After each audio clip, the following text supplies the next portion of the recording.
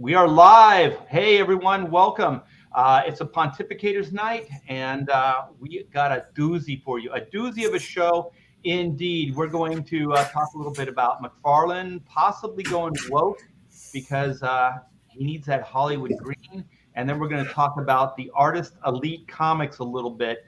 Bob's got some stuff there he wants to share with us. But before we go any further, we need a sign of life in the chat. And I'm going to introduce Mr. Todd Mulrooney. So, Todd, how are you? I'm doing good. You know, every time the word Todd is said, you have to drink. Simple as that. Is that true? All I have is iced tea. It's an audience thing. This is purely chat. The chat has to drink every time the word Todd is said. Okay, I like that. Okay, hey, Clint, do me a favor. Go back to your drawn image. Yep. And then when I call your name, then switch it over, okay? We're doing it. I'm sorry. There's always one. And also we have the great Clint Holinsky. Hey, Clint, how are you? Hey, everybody. How's everybody doing? All right. And we have Comic Book Bob. Sometimes it's Comic Boobs Bob, but this time it's Comic Book Bob. So how you doing, Bob? This thing is already off the rails, man. I'm good. Hey, Todd, you got to announce me. And the host of the show, RT Bear. All right. There we go. Yeah. All right. It would have been more fun if Clint didn't screw it all up. I had the same problem as you. As right as we were going, then pets were running everywhere, and I had to wrangle them. So I missed the instructions. Sorry, I missed it. It's all cool, man. You guys had a great idea, and I stuck my foot right through it. Does it really? I'm sorry. So Clint is going to stick his foot in places that it shouldn't be today. What else is new? Yeah. So you guys not even drunk yet. Good? You guys doing good? Yeah. I'm doing great. I'm sharing this out. Yep. Yes, everybody. Hi, everybody. Yeah, It's share already this Wednesday, and I don't have as much work done as I wanted to get drawn this week. So the usual. You know what? When is that ever the case? I've never had that actually be a reality where you actually go, well, I really did everything this week that I set out to do. Exactly. It's always like that's where the weekends come in, right? So there's like a page or something, and you go, well, I'll put a couple extra hours in Sunday night. Yep, exactly. Nothing on TV. I guess I'll go draw. Yeah. God, So are you working on Pirate Queen? Is that the book? Yeah, Pirate Queen right now.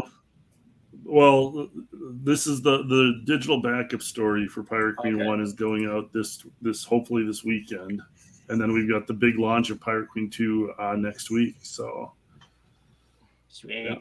Yeah. Next week, like midweek or Friday a week from this Friday. So the 15th of October, Pirate Queen Book 2 launches. Sweet, and that's Mandy Summers, right? Yep, me and Mandy we'll be launching on Mandy's channel. We got fancy chromium, holochrome covers. I don't think I showed them on here. Oh, cool. Yeah, they're, here, let's see, and get them where it doesn't, when the light hits it, but I mean, you can see the shimmer off of those things. Oh, yeah. Those things. Yeah, those things are shimmering. They're shiny. You can like spot foil stuff, so maybe I should just do like spot foil boobs. You should do one of those heat sensor thing where there's like handprints on the Oh my god! Look at was there a gimmick? Was there ever a gimmick that you just went, okay, now we've gone too far? No. As long as it's sold, man. I mean, I think they tried every kind of cover in the 90s. Do you remember, what was the one that had the blood cover? Rub the blood. It was Dan Frega's blood. No, there was that one. I remember that one. That was Kiss had one. Huh? Kiss had one with their blood in it. Yeah, where it was actually like liquid in like they were like a bubble in the cover. It was like a set of fangs. Oh, I don't remember that. I think Todd's talking about where the printing, they put their blood in the ink, right? Ink. Yeah, that's right. Yeah, but I remember, I can't remember what book it was, but it was a cover, and it had like a little thin plastic thing over top of it, and there was blood in the bottom of it. Like a blood bag. Yeah, it was like it was like the whole cover. It was like the whole cover was a blood bag. It was weird. And that's when I was like, okay, man, now we've kind of jumped the shark with this stuff. Well, that one did go too far. So there is one cover that went too far. You can't imagine what the printing cost for that. Oh my god, dude. Yeah, somebody knew somebody. That's the only way those things happen, right? Somebody knew somebody, and they're like, "Hey, we can do a blood bag in your comic." That's where you know you're working with a bunch of self-publishers now. Is like the first thing you think of is like, God, how much would the printing for that cost? So, yeah. Like when you're working for a publisher, you're just like, oh, that'll look cool on the cover, and it's like you don't think about it. Now it's like, oh God, I wonder what printers could pull that off and what the turnaround would be. What's that going to be per issue? Yeah, definitely. Hey, Peyton, you're not going to get a wrench, so. I would give you one, but actually, in StreamYard you can't do it. So one of these days, I'm going to stream from YouTube, and then I can hook a bunch of people up with some wrenches. But yeah, I wanted to get back to what we did in the early days with Pontificators, where we would show we shine a little light on some campaigns that were live.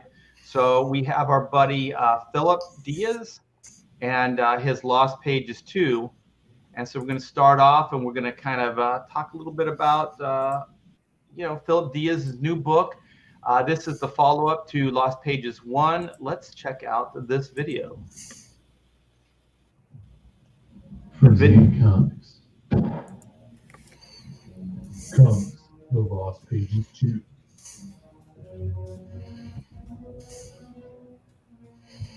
This time we follow the silhouette, our ghostly avenger who brings justice to the streets of Chicago.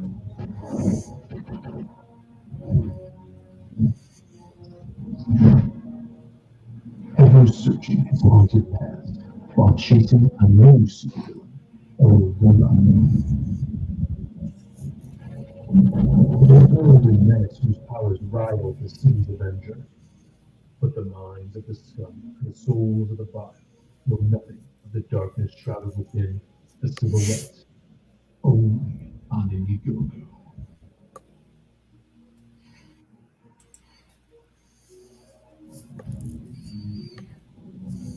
Yes, you guys, back at today, Philip and the Diaz brothers, they launched this a few days ago, like a week or so ago. They have 18 days left. They're at 13,302, Nice. 178 backers. This is their fourth campaign. These guys are on fire. They do not mess around. So the book looks great. The covers look fantastic. I think Doug Mankey did the video, like the animation for the video there. So did he really? I thought that looked like Doug's stuff. I'm like, oh, somebody's got a really similar style to Doug's. Yeah, Doug's doing some like animation these days. I've seen he's posted a bunch of his animation over on Facebook. He's done like Tiny Batman and stuff, all that. Yeah, it looks really cool. Like I know Doug from way back. I used to work as an assistant in his studio back in the day. So I'm like, that looks really familiar to Doug's stuff, but I just thought it was an artist who had kind of a similar style. Oh, that's wicked that they got him to do that animation. That's so cool. Yeah, is Doug still at DC? Do you know? He's the last I heard he's still at DC as far as I know. He was doing, I think he was doing what is it, Black Label or Blacklist book with Jeff Lemire or Lemire, however you pronounce his name. So that's what he's been working on. But that I haven't heard anything in a little while now. I haven't talked to him in a little bit. Yeah. This page right here, this double page of Crimstone, ripping that guy to shreds is pretty killer, man. Yeah. No, this whole project looks freaking awesome. I mean, it's a cool concept. The art's amazing. That trailer, I love the trailer. So yeah, I mean, these guys know what they're doing. Yeah, it's top notch. I always kid Philip and say he's an old soul. because he's all over the place with these lost pages. So he's taken from like pulp heroes, radio heroes, 90s heroes. Like he's pulling from everywhere with all these iconic, heroes and putting them into the lost pages. So it's really cool to see somebody as young as he is that really has a knowledge of all, like where all this stuff stems from, the origins of, certain types like archetypes and things like that. So those are my favorite, my favorite things, I love that cover right there, man. Yeah. Usually young people don't have that kind of foresight, Wish I did. The young people today are, let me tell you, they just don't know how comics are done. Well, Philip does. Philip knows what he's doing. Yeah, they are the exception to the rule. Yeah, so you guys, this looks fantastic. They just started the campaign maybe a week or so ago. They are at 13K. So come by, pick up a book, and enjoy the hell out of that Lost Pages. And they deliver. They've already have 4 campaigns, and they've already fulfilled the 4 campaigns. I see a super chat. It's Nasser, my old friend, Nasser Robati. Yes, I was just talking to my wife about you, Nasser, at lunch today. Art, are you still announcing our comic tomorrow? What comic? Yeah, thank you so much for the super chat. Is that news to you? This joke is 3 years old. Yeah, this is older. That's older. Yeah, so it's a callback. Yeah, it's a callback. Like Nasser always in the day would send me emails. It's like, Art, what would it take for you to do this story? What could I do to get a cover from you? Or could you just read this story? And so now he's putting money on the line. So I guess I'm going to have to start taking him seriously. Nasser does great work, you guys. Go support Nasser. He's got a YouTube channel. And he puts out mostly like horror books, it seems like these days. So I'm a big horror fan. So Lord Ravenger or Ravener says Zaid offers sketches and cards for a low price too. Score some good stuff. Those cards are crazy detail for the amount of money that they're asking for. It's nuts. Yeah, definitely go by and pick up some of those sketch cards. Did you have sketch cards, Clint, in your Blue Bombshell? Yeah, actually, everybody who backed it opening weekend for Blue Bombshell, it had 100 backers opening weekend, gets a sketch card of the Blue Bombshell. So, yeah, that's that. But it's limited that opening weekend backers. But yeah, we did have that too. Yeah, that's something I'll be working on here shortly. They're cool, but I don't like to draw that small. No, I'm not a huge fan of drawing in sketch cards, and like especially when you got to do a bunch of them. But it's like a little piece of original art, and I know they're super collectibles. So yeah, dude, I'll tell you what. I don't know if you guys ever seen that artist Nar. Nar. That guy's freaking insane on sketch cards. Yeah, he does like tiny, but like mega detail. His sketch cards are like full on like covers. Yeah, and he fills the whole card. Yeah. So let's see what Nasser says. Okay, Art wants to keep it under wraps still. The joke that keeps giving every time. Yeah. So we also have one of our Pontificator brethren that I want to shed a little light on, and that is Mr. Pete Samedi and his Alterna. And I know this is a big thing for you, Bob. Yeah. So do you want to comment on this? Yeah, Pete does these. He does I think he does 4 of these, about 4 of these a year. These special deals that he goes up there. This one I believe is for basically getting in on pre-orders for books that are coming out this next quarter. And he's also going to do. I can't remember if he's going to do Alterna Ween by itself or if he's going to add that to this as a tier. But I was wondering the same thing because it says fall 2021. Mm-hmm. So I know that he does the the Alterna Ween thing as well. So I wonder if it's going to roll into that. I wish Peter was here so we could ask him. Yeah, but we always talk. One of the things I always talk about whenever we do commentating in demand, or we talk about these things, the most bang for your buck, and these packages that Pete puts together for Alterna Comics, which there are some great comics coming out of Alterna. These deals that he puts together, man, these are some of the best deals you're gonna get. Like right over there on this side, you can see you can back the individual books if you want, or you get them in the entire pack there. And two of the books, I believe, T-Bird and Throttle, and what's the other one? Is it Downcast, Mighty Mascot? No, it's Red going down. T-Bird and Throttle, I know, is a trade. So is Blood Realm. So those are both volumes. Those are both, I believe, like 80 pages a piece. Holy shit! For $5? Yeah, that's what I'm saying, man. So, like I said, for $25, you get the entire collection that you see up there. So you're talking something like, I think we figured it out. It came out to something like 300 something pages. Oh wow! For like $25. And these are like old school newsprint comics. That's one of those really cool things about them. And some of these books are really good. Like you got Downcast is in there. If you we talked about it's Downcast 1. Oh no, this is Downcast issue 3. Okay. Yeah, it's the next one. It's the next one's being released. Because remember how he crowdfunded it and then he made the deal with Peter to release them through Alterna, and they broke it up. But if you want to get a look at because he's crowdfunding book 3 now. The third trade of the thing. So if you want to see where that story came from, you get a look at his work before you back that, you can pick this up.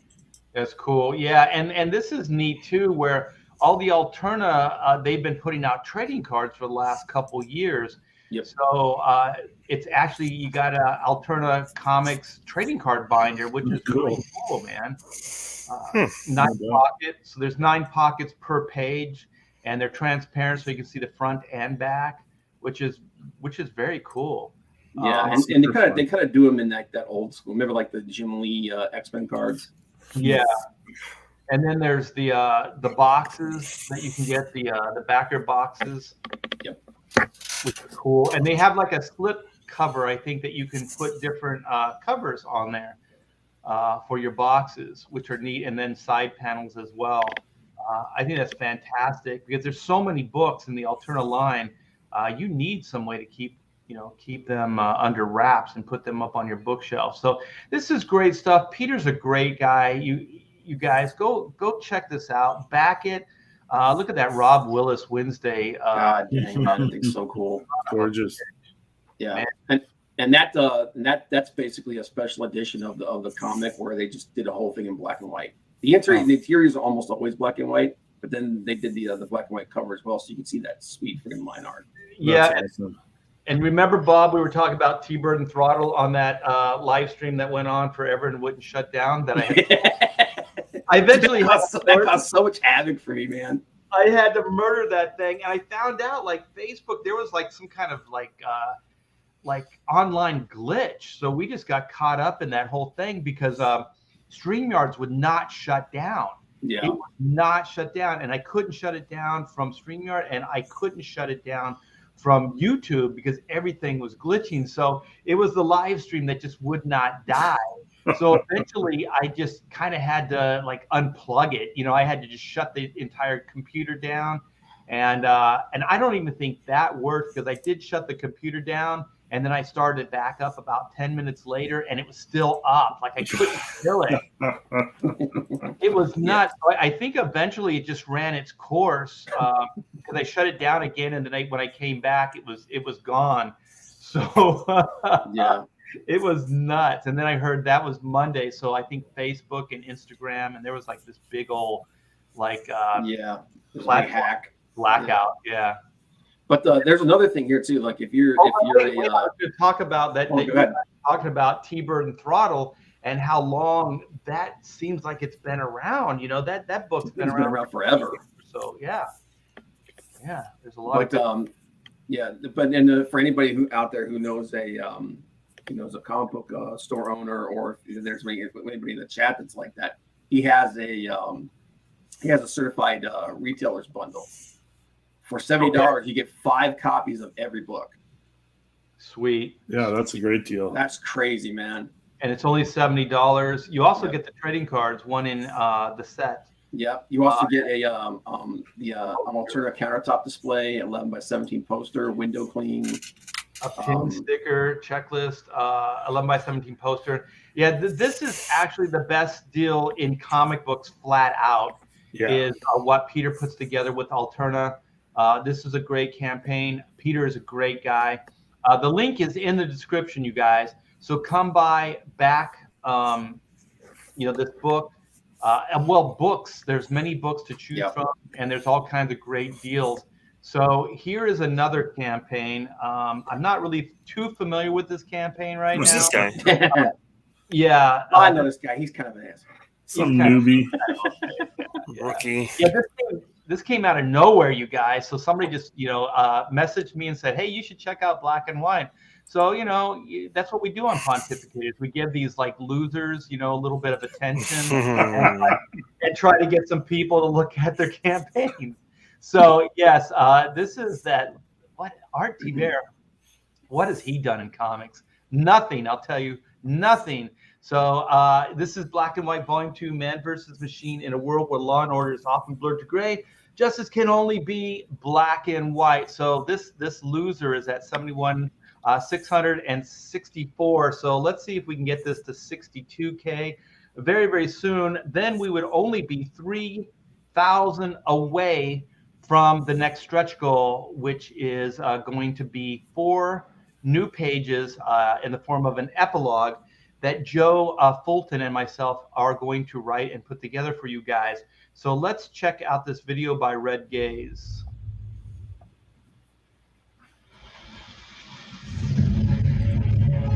From Art T-Bear comes the exciting conclusion to the Black and White origin saga. Art who? 60 pages of pulse-pounding action. Giant robots. In a world where law and order are often blurred to gray, justice can only be black and white.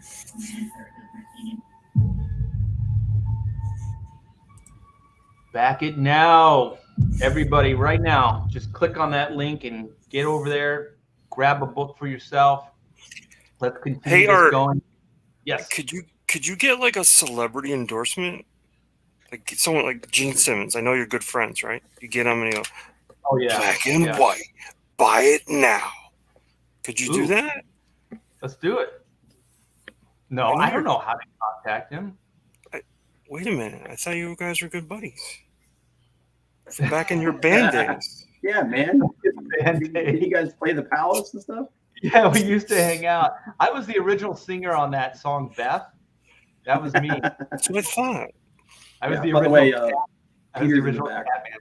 Oh, yeah, I think Pete's in the back. Could you, if not, you could get that serial killer guy. I mean, he's a celebrity.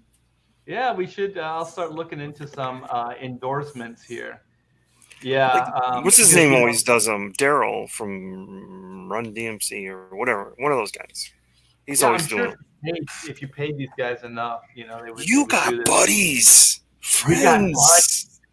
I do have a quote from Gene Simmons for Chrono Mechanics. I met him in San Diego at San Diego Comic-Con. So I could whip that out for Chrono. Yeah. Hey, Pete's in the back room waiting to get in. Oh, okay. Well, let's stop with this this campaign and get Pete in here. Hey, Pete, we just went over your campaign, man. I know you did a guys are very good completely job. Wrong. Did we screw it up? Kinda. It's okay though. Kind of, It's sort okay. of. Well, It's that's the effort that counts. It's the thought that counts. I got an A for effort. Yeah, yeah. Were we giving away the store on you? Is that what we were doing? Like, no, not 10, not 10. It's 5. Well, it is 10. It's 10 comics. Mhm. 8 of which are single issues, 2 of which are giants, and Mhm. $25 is the bundle. And everybody can go in there, pick and choose the issues they want. And then there's tons of add-ons.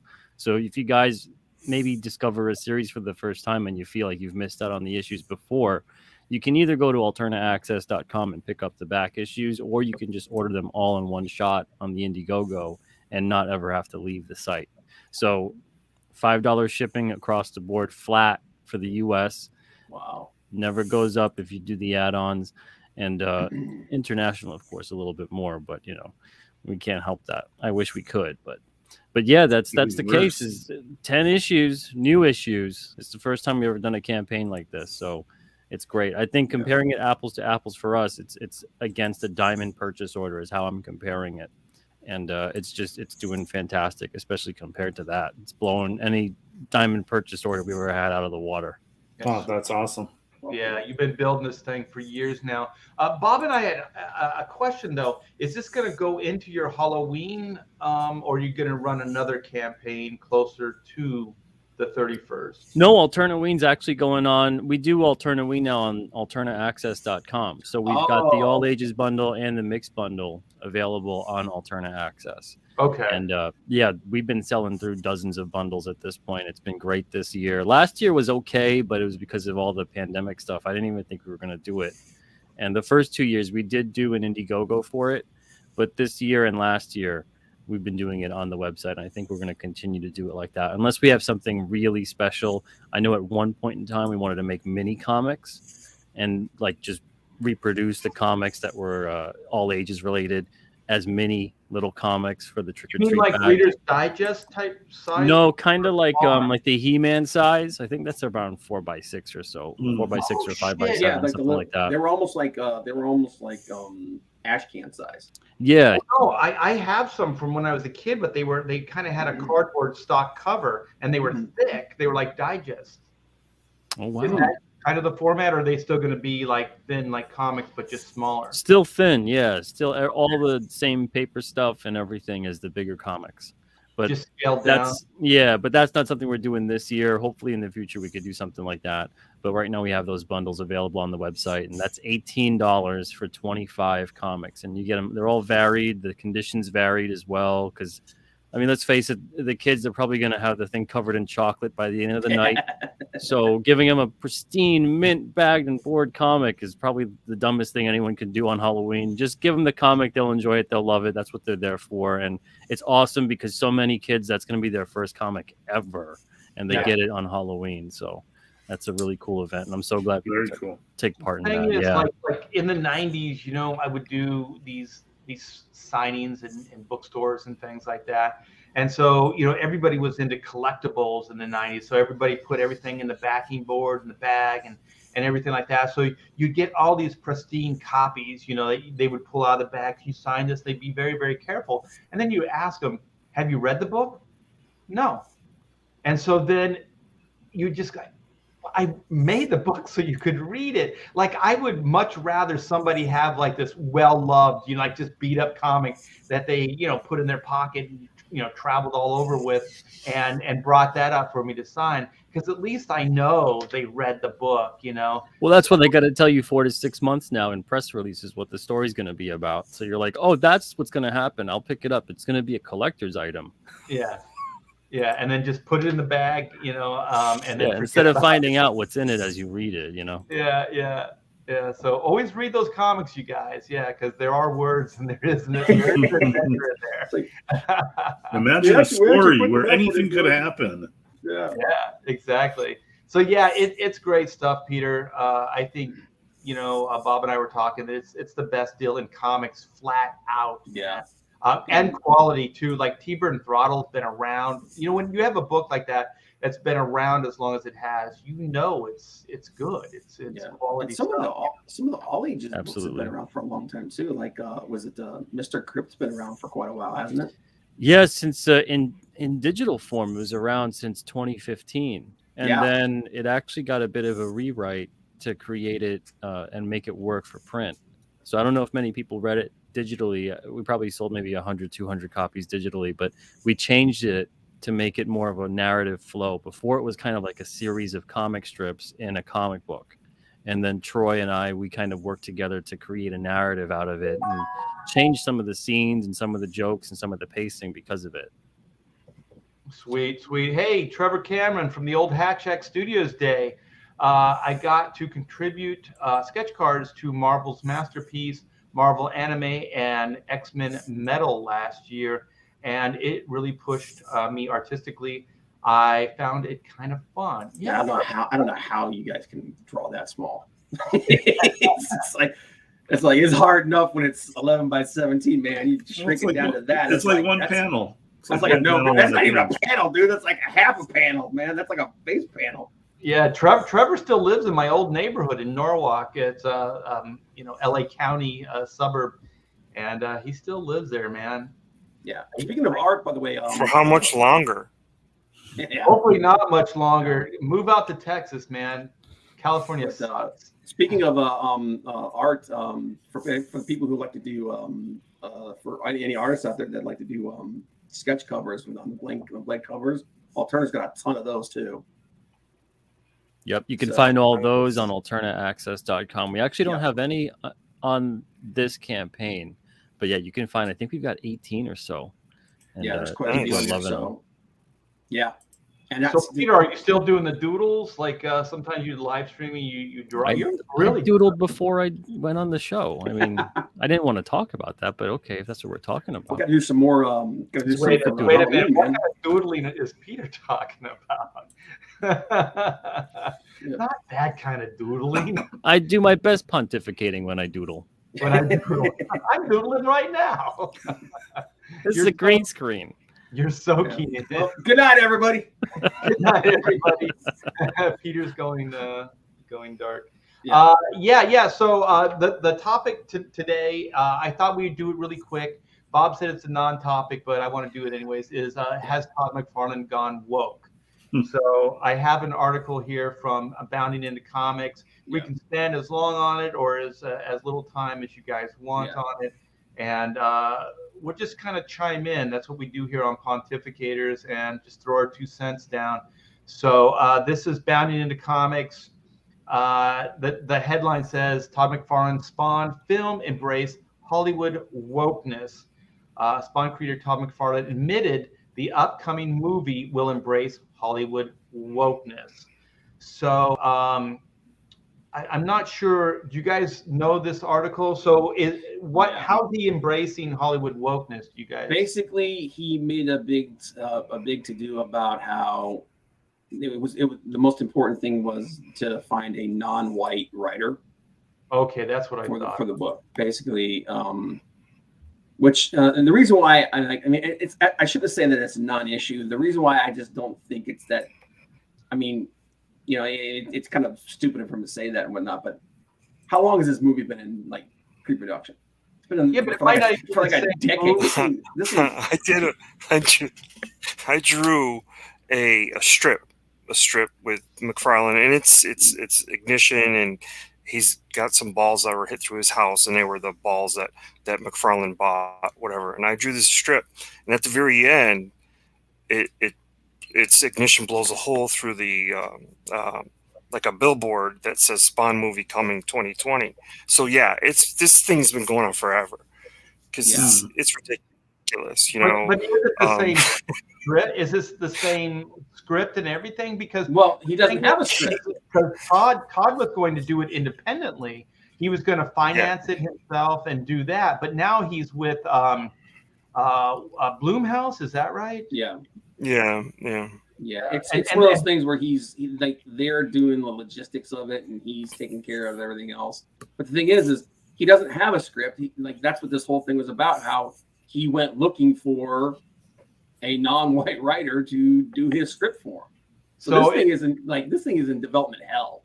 Yeah, so he announced that Brian Tucker is going to take a crack at the movie script. What about his vision for the project impressed you to bring him on board? McFarlane answered, well, it was just my decision. There's a handful of other people working on it that we haven't announced yet. One of the people working on it that is going to be a big name when we finally get to announce it. Wow, this is weird. I think he said he went through close to 100 scripts by as many people as he could. So is this Brian Tucker? Where does he say that he is a dark skin? Okay. The creators then revealed one of the key things he was looking for was a non-white writer, he said.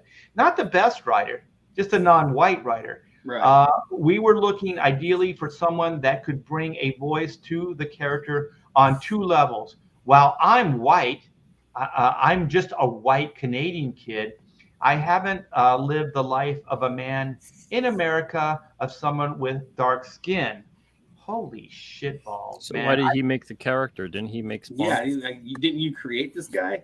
Right. I never Isn't Spawn's wife's name Todd's wife's name? Isn't the kid's name Todd's kid's name? Yeah, and Exactly. and was it Terry was like one of his best friends? Like Yeah. he based the character off of himself. He just happened to make him black.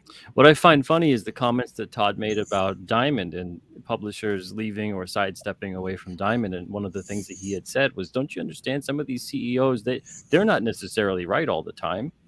And well, maybe Todd should have had the same pair of balls when he talked to the people making the movie. Yeah, I feel the same, and thank you, Peter. I had some real strong feelings about this. I really thought Todd was like this kick-ass, renegade that didn't need permission to do things, he wasn't going to apologize for things. He was just going to, move forward and do things and not be apologetic for it. And this really strikes me as a guy that is fucking desperate to play the Hollywood game. So to get his financing, to get his movie made, the guy went woke. I mean, it seems that transparent to me. Oh yeah. You feel? Oh yeah, 100%. He wants, well, especially to make this quote, because these are his words. That's awful. He wants that Marvel money. Yeah, he wants his film made. I mean, like you said, you guys said, he's been in development hell for a long time. So this is a guy that's this is his Hail Mary pass, right? This is like, I'm going to play the woke card so I can get my movie made. Yeah. The Spawn has always been, to me, like, it doesn't have the greatest rogues gallery. He's always had a high opinion of Spawn. I felt like Spawn started out one way and then it kind of lost its way. I love the characters of Sam and Twitch, and now they're not even existent in it anymore. Yeah. So I don't really, I don't have the same affection I had for when Spawn first came out. And I always have a great opinion of the aspect of Todd that is enthusiastic about comics, right? He's like, easy to stand in there and play Stanley as far as enthusiasm, the love for comics, his hyperbole about it and stuff. But he really should have created by now, I mean, how many years in are we now? This whole idea of building a universe around Spawn and stuff shouldn't be happening now. It should have happened 10, 20 years ago. Yeah, he kind of waited around to expand the universe. And this idea of like multiple types of Spawns from different eras, it's all a little weird. Like, it's kind of like that Batman who laughs, Batman this, Batman metal, whatever the hell they did. It's kind of like that sort of thing of what DC did. Yeah. I think Todd noticed the void in the marketplace with Marvel's comics, the quality there, that Spawn was still popular enough, and retailers knew they could count on McFarlane. And I mean, you look at the numbers of these books coming out, and he was right to expand the universe now. I mean, those books are selling, and they're kind of filling a void of that kind of hardcore Marvel zombie that doesn't have their fix of that type of comic anymore. The interesting thing is, though, is like the one that he's talking about in this article, the Gunslinger Spawn, sold almost 400,000 copies. He makes this big thing in this article about wanting to tell stories that are relevant to today. But the big book is a story about a guy from the 1800s. I think the movie project and the comics that is doing now are like two completely unrelated projects. Yeah. He realizes if he doesn't want to sink a ton of his money into just producing the movie independently, that he'll never see the return on it. If he wants to get a studio involved and like have a high budget movie that he can be proud of, he's got to kind of sell out to that Hollywood wokeness. Yeah, I don't think it's about the money at this point. I think he could afford to do it. Movie, like I think it's more like he wants the movie made, and he's been trying to do it independently, and just has failed at every step of the way. Yeah. Or maybe he's gotten close, but just not succeeding. This way, it sounds like he's gonna be able to use Blumhouse money. Like he's got a producer, that can supply, the revenue to make the movie. Because even Blumhouse has kind of went woke recently, so it seems like it's the Hollywood thing to do. If they can go woke, then they can get the financing and they can get the support of Hollywood. I just think I was talking to Pamela about this at lunch today, and it's like, but at what cost? Like your soul, your integrity. This woke shit is running amok in the States, in the world right now. And it's fake. Not only that, but it sounds like Todd knows about Spawn more than he lets on. Selling your soul to the devil. Yeah, exactly. The other thing is when you go with Blumhouse, the idea of them is to do a $30 million movie and make $100 million. Mm-mm. He wants to do a $100 million movie for $30 million and hoping it makes $100 million. And I don't know if it will. I mean, yeah, I think I don't know if I need another Spawn. You look at this whole this Spawn universe launch and everything. It comes off of the back of that big deal that Mark Millar made with Netflix.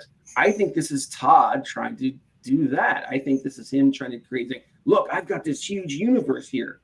Come on, guys! Don't you want to buy this from me? Yeah. Like we said, like he all these years, he could have done this thing. He should have done this thing 10, 15 years ago. Really? Yeah. But now he's doing all of a sudden here in the last couple of years. Yeah, he seems like he's let Spawn coast for like 20 years. Yeah. And now has decided to let's do something with it again. Yeah, because he was more interested in the toys and stuff. Toys. He's like, oh yeah, I have a comic book company over here that still makes money. Maybe I should pay attention to it for a couple seconds. Yeah, I just think it's really it's just what it boils down to is what sticks out. Can you think of an arc that you go, man, if they concentrate on this arc, this will be great? Can you think of one arc? They're just going to tell the origin story, I guarantee. Oh, yeah. No, he actually specifically said he doesn't want to tell the origin story. Okay. But then I'm like, well, then what are you going to tell? Yeah. Because where's the great arc? Yeah. Well, they have to tell something if it's going to be a Blumhouse film that is horror, related. So, they could just make an original story. It doesn't have to be based on a comic. Yeah. And I think that's what they're going to do. That's more likely. I don't think it's going to be connected to the comic. I think it's going to be Spawn. Okay, but think of it this flavored. way. When someone says, oh, we're going to do a Spawn movie, something's got to go in your head like, oh, if they did this, if they did that, if this is in it, if that's in it, this will be great. There's none of that. Honestly, they can't do Tony Twist because there was a big lawsuit. But that one arc might have been the best. Tony Twistelli. Do you remember that one? Yeah. That might have been the very best. You should say his name on don't even say his name on Art's YouTube channel. You don't need Art getting sued. There's only two storylines from actual Spawn. Like the Sam and Twitch. I'll watch a Sam and Twitch TV series now. But that's never going to happen. But there's only two, like you said. There's the Tony Twistelli arc. Is and that's not really all. And compared to actual the top comic book stories out there, it's not really on par. But then the Fiend stuff. But even that was all disjointed and weird. Was, yeah. So it's what are you going to do? And the thing is The thing is the storylines, they're not going to take anything from the comic book storylines anyways, because Hollywood never wants to. They want a known IP, and then they want to do their own thing with it. So well, they're going to have to like this somehow. They're going to bring in like this oppression and play that whole thing up, because I mean they're making a big deal about a black man writing the story. I think just these ideas are just fucking insane. They're stupid, because you got J.K. Rowling. She wrote and created Harry Potter. She was writing male, female, young kids. Should have let a bunch of kids write that movie. Right, like where does it begin and end? It's absolutely absurd. Like Spawn has a bunch of different characters. Do you get a different writer to write each one of those characters? Because you can only have one type, because you have to have that representation. So if it's a black character, you have to get a black writer. If it's a white character, do you have to get a white writer? If it's a female character, do you have to get a female? Because most of these stories, let's face it, it isn't just one type of person in these stories. There's men, women, children, all different nationalities. Art, if you're only letting white people write white characters, that seems kind of racist. Well, it all seems racist to me. Like the whole thing, like the whole argument for this, I just go back to that article that Christopher Priest put out a couple of years ago, where people asked him how come he hadn't done anything for such a long time, and he said, because he did that iconic run on Black Panther, and then he just kind of did a few little things after that, and then he just kind of disappeared and didn't really do anything. And they asked him, like, well, why didn't you, why haven't you done anything? He said, because he said, when I did Black Panther, he's like, there was a big iconic line, and then after that, every character they offered me was another black character. And he's like, so before that, I was a writer who was black, who did everything. I did Avengers, I did Spider-Man and whatnot. After that, I was a black writer. I could only do black characters. That's what they said, and that's what they said. So, and it wasn't until after he put out that article, and he talked that down and said that like, you can't do this. He actually talked like, I just wrote a novel about about a white female Irish firefighter. He's like, as long as you do your research, you can write anything. Anybody can write anything. Exactly. There's universal truths in the world that everybody can relate to. It doesn't matter if you're male, female, black or white, or Asian or Hispanic. It just doesn't matter, because before social media, we didn't even know, right? Yeah. I didn't know. Right. I mean, unless I met the guy, right? I didn't go looking, because I know, it never was my thing. I knew names. I knew everybody's name, but I never went looking for where they lived and where they came from and what color they were. Until you start meeting people, then you knew. And then social media, you absolutely knew everybody, what they were, And I wish you could go back to that time when you didn't know, because it didn't matter. Because you appreciated Jim Lee, Stan Lee, whatever. They're the same person. But here's the other thing. As soon as you notice, you never knew. As soon as, and this is how hypocritical the industry is. As soon as Christopher Priest put that article out, he got picked up to do Deadpool, to do Deathstroke. So they were like, they're like, we screwed up.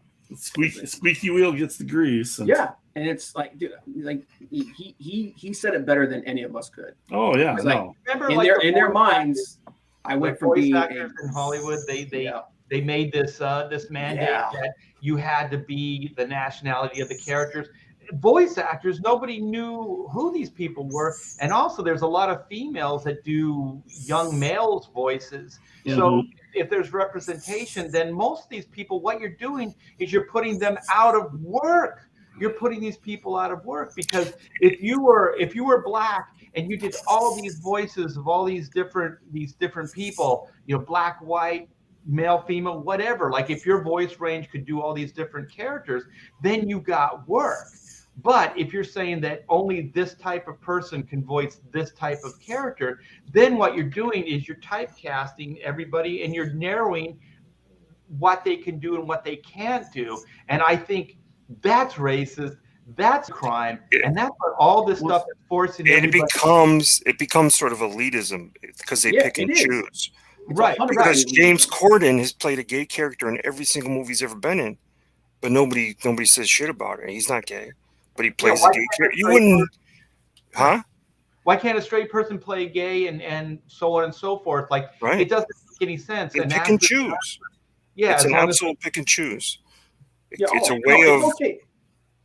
It's okay to go the other way for a gay character, for a gay actor to play a straight character, but it's not okay for a straight actor to play a gay character. well, it He used to does be. it every movie.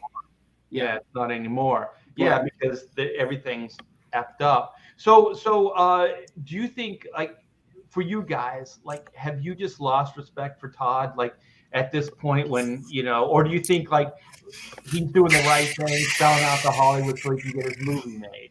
I feel the same way about him that I've always felt. I think he does what he does for himself.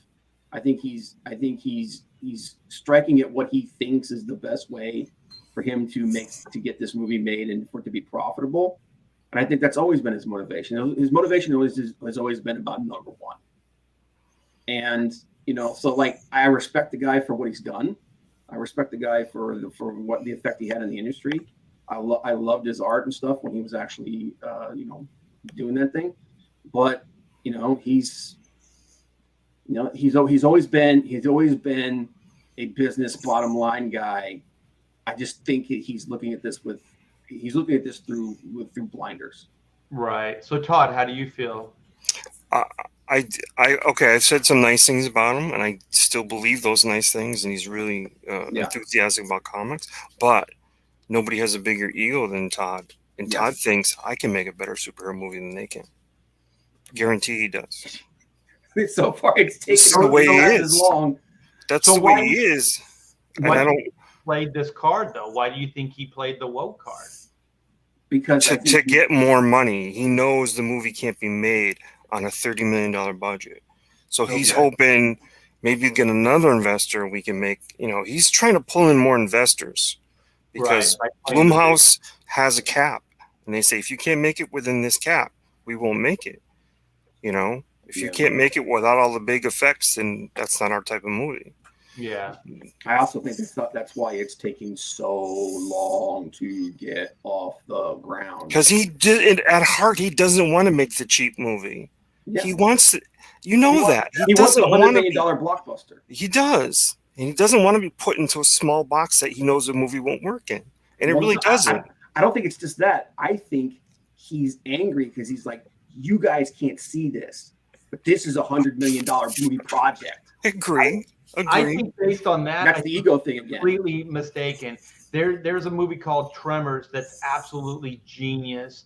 They had no money to make that movie. The writing that's one of the best monster movies ever. The acting was great. Like, I just think, like, you could make horror movies on a budget. I think you just have to have the right script. You don't have to spend a bunch of money on actors. Horror movies, usually don't use A-list actors anyway. So I think you could do it on a smaller budget, but you guys might be right. It might be his ego. So Peter, what do you think? Honestly, I'm just disappointed in him. That's all. I'm just disappointed in him. Like I'm disappointed in so many different people in the comic industry. I wish they'd have just even an iota of the courage that they put into half of their characters. Yeah. It'd be nice, because a lot of this stuff, it's hypocrisy and cowardice masked as good business decisions. Yeah. And the effect that it has, just not on storytelling and entertainment, but on the entire what it means to be a human being, it's devastating. And the fact that they'd rather sell out, that's truly selling out. Before, it used to be selling out was you went mainstream and you got the big check, and so you dressed a certain way or whatever it was, or you tried to make your music or your thing or your story, whatever it is, be a certain way. And this is it. This is selling out of the worst possible kind. This is losing your integrity to sell out. And also, if you lose your integrity at this early stage, then how's he going to have control moving forward? You know what I mean? Like if you're already willing to, bend and to give up your position of integrity, then where do you go from there? You know what I mean? Like once you get into this and Blumhouse and the money people start saying, well, how about this? How about that? How about the other thing? I think it's going to be really hard for Todd. Yeah, if he just sold the rights and was like, hey, I sold the rights, I'm washing my hands of it. They're going to do whatever they're going to do with it. That's the way it is. I want to concentrate on the comics and the toys, the film stuff, whatever else with that. That's not my thing. If that was the case, whatever. But he preached about he wanted to direct it. He wanted to write it. He wanted to produce it. He's always said, I want to just invest my own money. All of that literally is out the window because he's like, I got to fit in with elite Hollywood and I got to do what it is that they're doing if I want to get that thing done. It's like, no, you don't. You don't need to do any of it. You don't need to make the movie. You could wait 5 years. You could wait 10 years. You could never make it. Who gives a crap? You don't need the Spawn movie to leave your lasting mark on your legacy. You don't need any of that. Yeah. You already have a movie. Yeah. And that's where I think it comes back to ego. I think he saw all these Marvel films. Yeah. Yeah. He saw all these Marvel films. He said, I can do better than that. He's like everything what I create. Don't you know who I am? I'm Todd McFarlane. I could make a movie that's just as good as that with just what I've got. Yeah. Just give me the money to let me do it.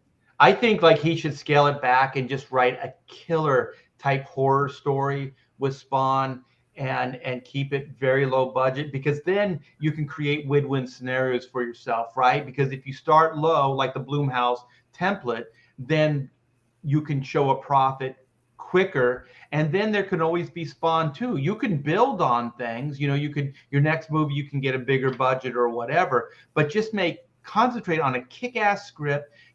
There's good actors that you don't have to pay $1 billion out there. Just cast the right people.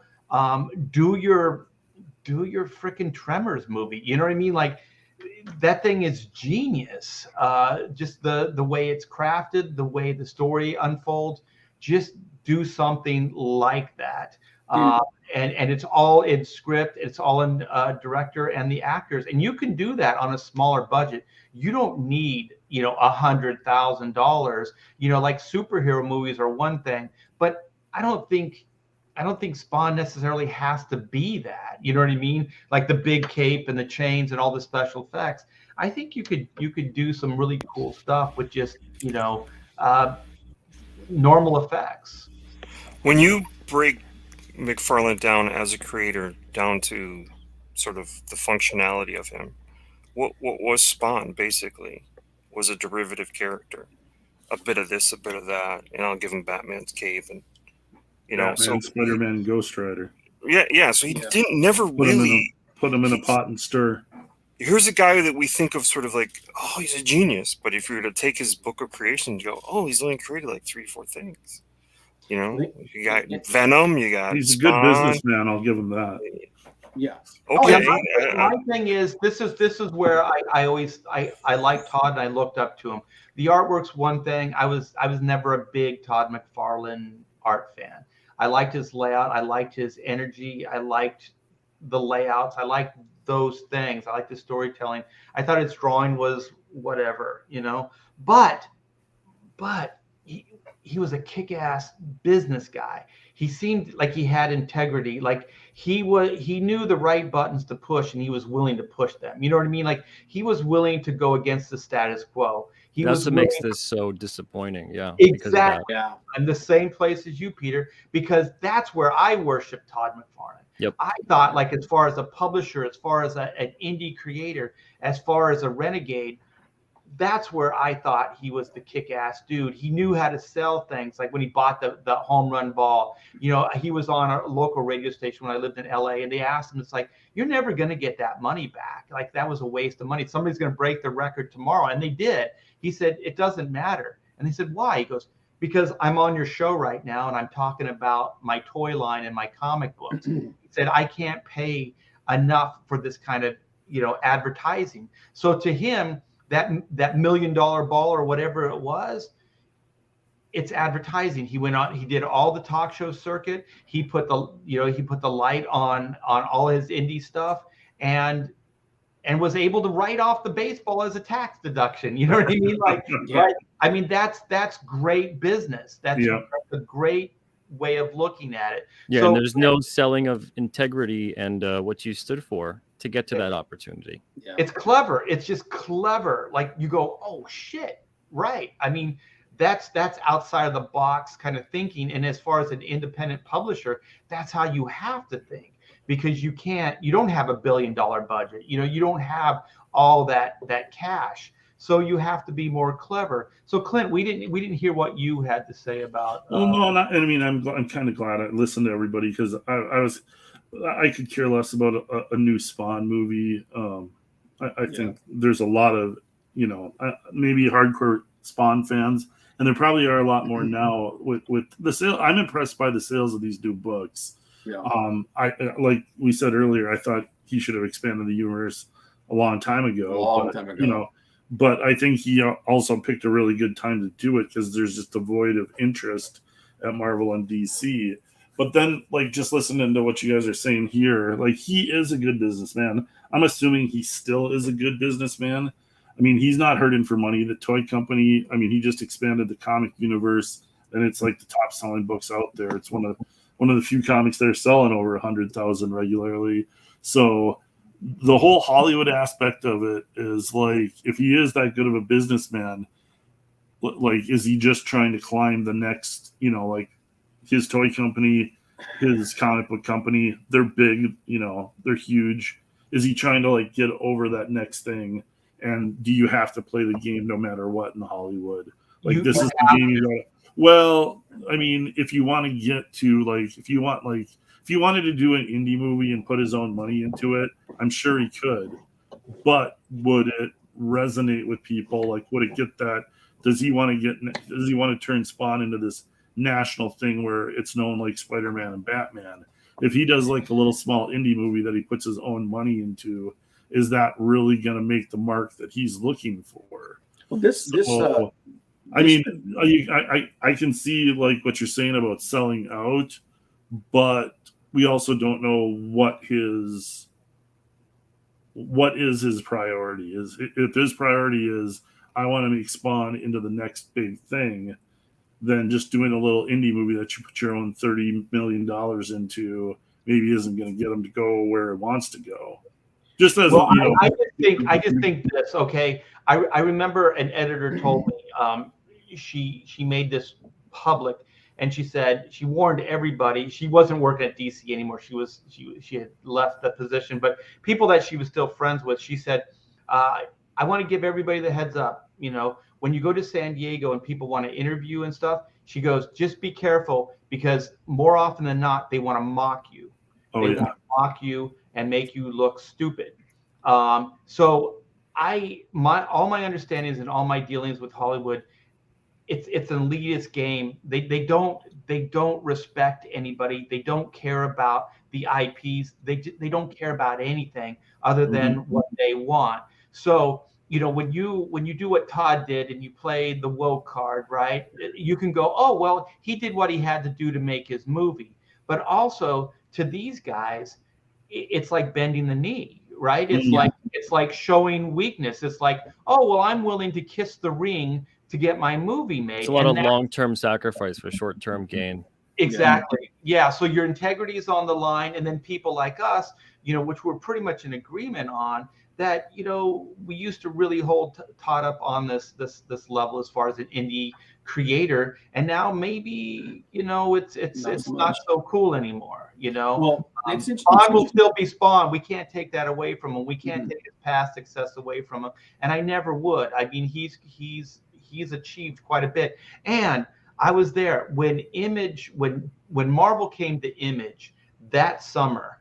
Marvel was basically on bad times, and they needed a big summer event, right? And they went to the Image creators and they said, hey, you guys, we'll give you the keys to all the biggest names. We want you to come back to Marvel. We want you to do Avengers, whatever it is. So Rob Liefeld went. I love you, Rob, but I don't think that was the right move. I think you should have stayed at Image, and you should have doubled down. Jim Lee did the same, and then Mark Silvestri. But Todd stood fast, and he said, Image Comics, this is why we did what we did. I'll never go back to Marvel. I'll never do that. I'm I'm committed to this. And so he was always the brand, Image Comics, the Rebels, putting out your own book.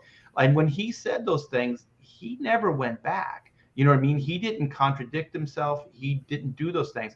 And I was there. There was going to be a big Image crossover with all the big names, Pitt, Spawn, Youngblood, Wildcats, Cyberforce, all these things. There's going to be a big crossover event.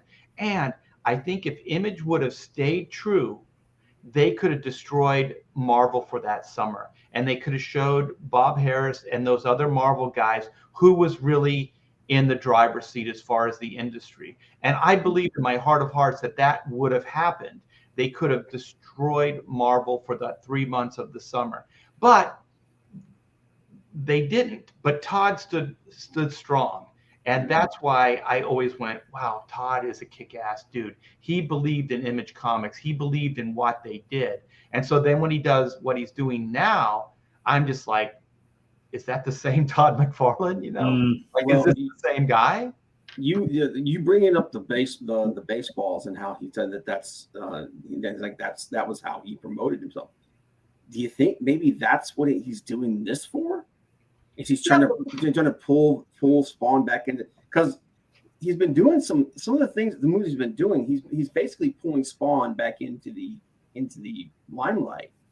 You know what I mean? Well, I think this is how he thinks that Spawn becomes relevant again. Yeah, I don't question that's what he's doing. Yeah, but if he can't truly see though that this kind of way of thinking, this kind of way of storytelling is detrimental to not just being a storyteller, but to being a human being. This isn't just kind of sacrificing, throwing something around and saying, hey, look at this big fancy thing I got. You want to talk about it? Okay, get me on your show. And then he uses it to parlay that to talk about his comics. But there's also a ton of companies, big companies out there that are literally using wokeness as just a marketing technique. And wokeness is like everywhere. It's permeated every advertisement. And it is literally just a marketing technique to use on people right now. Yeah, but at what cost? It's like anything else. It's a fad. Some people aren't going to care about it, and some people, in the long term, who's to say? But I used to think like integrities and some of your belief system, sell that short so you could get the bigger gain, like your movie deal or whatever. I really used to kind of be more flexible that way. But now I really see the ripple effects in society. I see the stories. I see these things kind of permeating into people around me, and I think it's horrible. I don't like it, and I think that we're telling these stories of like things that people want to look up to. These are heroic. These are characters like that, and if their creators, are going to say, well, I'm going to buy into the narrative so I can get my movie made. I mean, do we still have to respect him? Do we still have to know? It's racist to say that someone who looks a certain way must think and behave a certain way. And this is exactly what this is. This is promoting racism. It's promoting the idea that someone must look and behave a certain way. And those two things are intrinsically tied together. Because I'm not black, I can't possibly write a black character correctly because they think and behave a certain way that I just could never understand. That's racist. So for the last 25 years, I was full of shit. What it does is it compromises the integrity of the IP, because what you're doing is you're casting shade on the entire franchise, because you're saying like Spawn was never authentic because we didn't have a black creator working on it or whatever it was. Yeah. I think Dwayne Turner was one of the pencilers at some point, right? He's leaving himself open to that eventual criticism for why the companies could cut ties with him, because it's like, oh, you know what? It's not authentic. Yeah. And it will come back to bite him. I guarantee you. He might get his movie, and if it's a huge success, maybe he'll be able to. He better pray it's not a huge success. Oh, because if it is, then the spotlight will really be on him. Big target. Yeah. Yeah, actually, you're right. Yeah. Todd, you're muted. He's completely screwed. You were there, Art. So why is it that everything that had to do with Image outside of the comics, right, was always treated like like almost like they didn't really have a belief in them. Like you look at the production value of Spawn on HBO. It was actually for what it was actually kind of, I don't know what I call it, charming in a sense, but they never really gave anything. Like the Witchblade TV series was an actress nobody knew, and it didn't have a cast full of people anybody knew. The the Youngblood cartoon was garbage.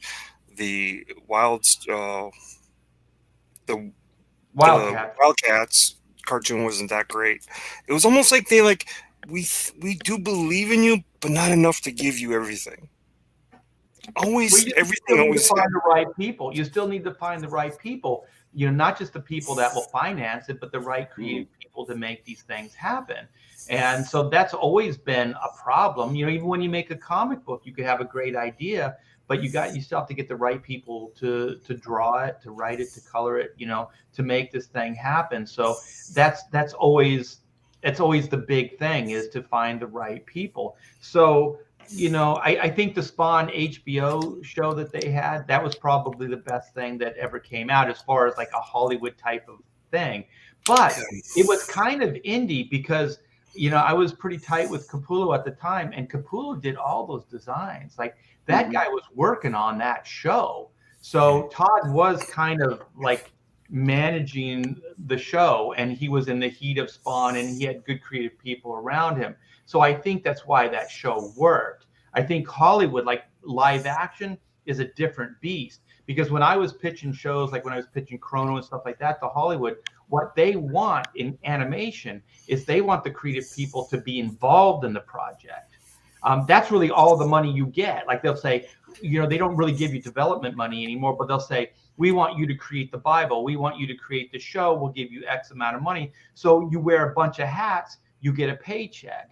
And so then pretty much they let you develop if they believe in it. So animation is different, but live action, Hollywood does not play well. They're not very generous with stuff like that. So it's about putting their stamp on it. Yeah, it's a different beast. I wouldn't be surprised too if they see him as somebody to kind of bring down and make an example of, because it's a siren song for him. Yeah. It's a siren call that he's answering.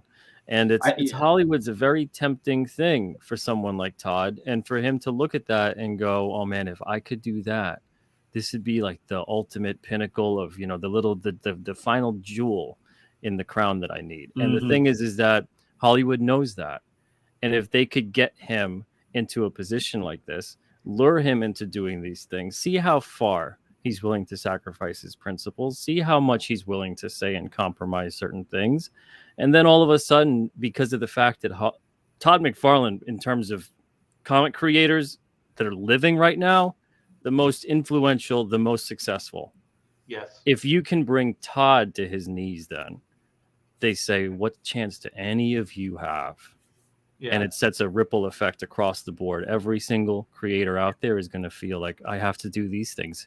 They got Todd McFarlane to do them. I got to do it. I have to make these sacrifices. Yeah. If Todd stood strong, if Todd said, no, like this is the story, this is how it's going to be. You want to get a different writer? Sure. Let's make sure we get a different writer who's great, who understands the character, who can create an awesome story. And that should have been the speech. That should have been the quote. Yeah. Shouldn't have been the degradation of, I'm just a white guy from Canada. I don't know anything about being black in America. It shouldn't have been any of that garbage. And the fact that he felt the need to spew that kind of stuff, oh my Lord. So hopefully people learn from what he did and don't do what Todd did. You think this is them luring him out to chop his head off? I wouldn't be surprised. Yeah, because the thing is, J.K. Rowling, I always like this examples because she didn't get used up by the Hollywood system. Like she was able to keep the integrity and everything intact. So she had a successful book, but Disney, Warner Brothers, all these companies came to her and she said, I want a British cast. I want this. I want that. Like she had things that she wanted, and she was rigid. She was like, if I can't get these, then you don't get to do the movie. Disney came at her. They wanted to do like Harry Potter world in their Disney parks. She said, I need X, Y, and Z. They wouldn't do it. She went to Universal. Like when you're that type of person, you know what you want and you have integrity, you can make those things happen. I know she kind of went weird, on Twitter, recently, but up to that point, and even still, she's kind of realized that she wasn't playing the right card at that moment, and she's paid the price for it. But look at Stephen King getting used up in Hollywood. I always use the Marvel Brain Trust for the Marvel Cinematic Universe. They hired a bunch of people that did comics. They paraded them around, and they made it seem like we're comic book friendly. We have, we're going to pay fan service. We want these movies to really reflect what these comic book characters were all about, because they knew that's what worked for Harry Potter. That kind of like fan service, like we're going to be true to the books. You know what I mean? We're not going to sell out the books just to be Hollywood, right? And so, Marvel knew that. They brought in Bendis, they brought in Mark Millar, they brought in Tom Brevoort, Joe Quesada, these guys, and paraded them around. The first moment they didn't need those guys anymore, they let them go. They cut them free. And is anybody that works on comics been part of these Marvel, franchise movies? No, not since. And so they were just using them as figureheads. They needed a way to sell it and to legitimize what they were doing to the fan base. And these people are freaking evil, man. Hollywood is not, they're not your friends. I used to think I was going to be able to play ball with them. And I'm glad I'm not in that place anymore, because I just realized I would have just been, it would have never happened. It just would have never happened, because I don't hold any of the cards.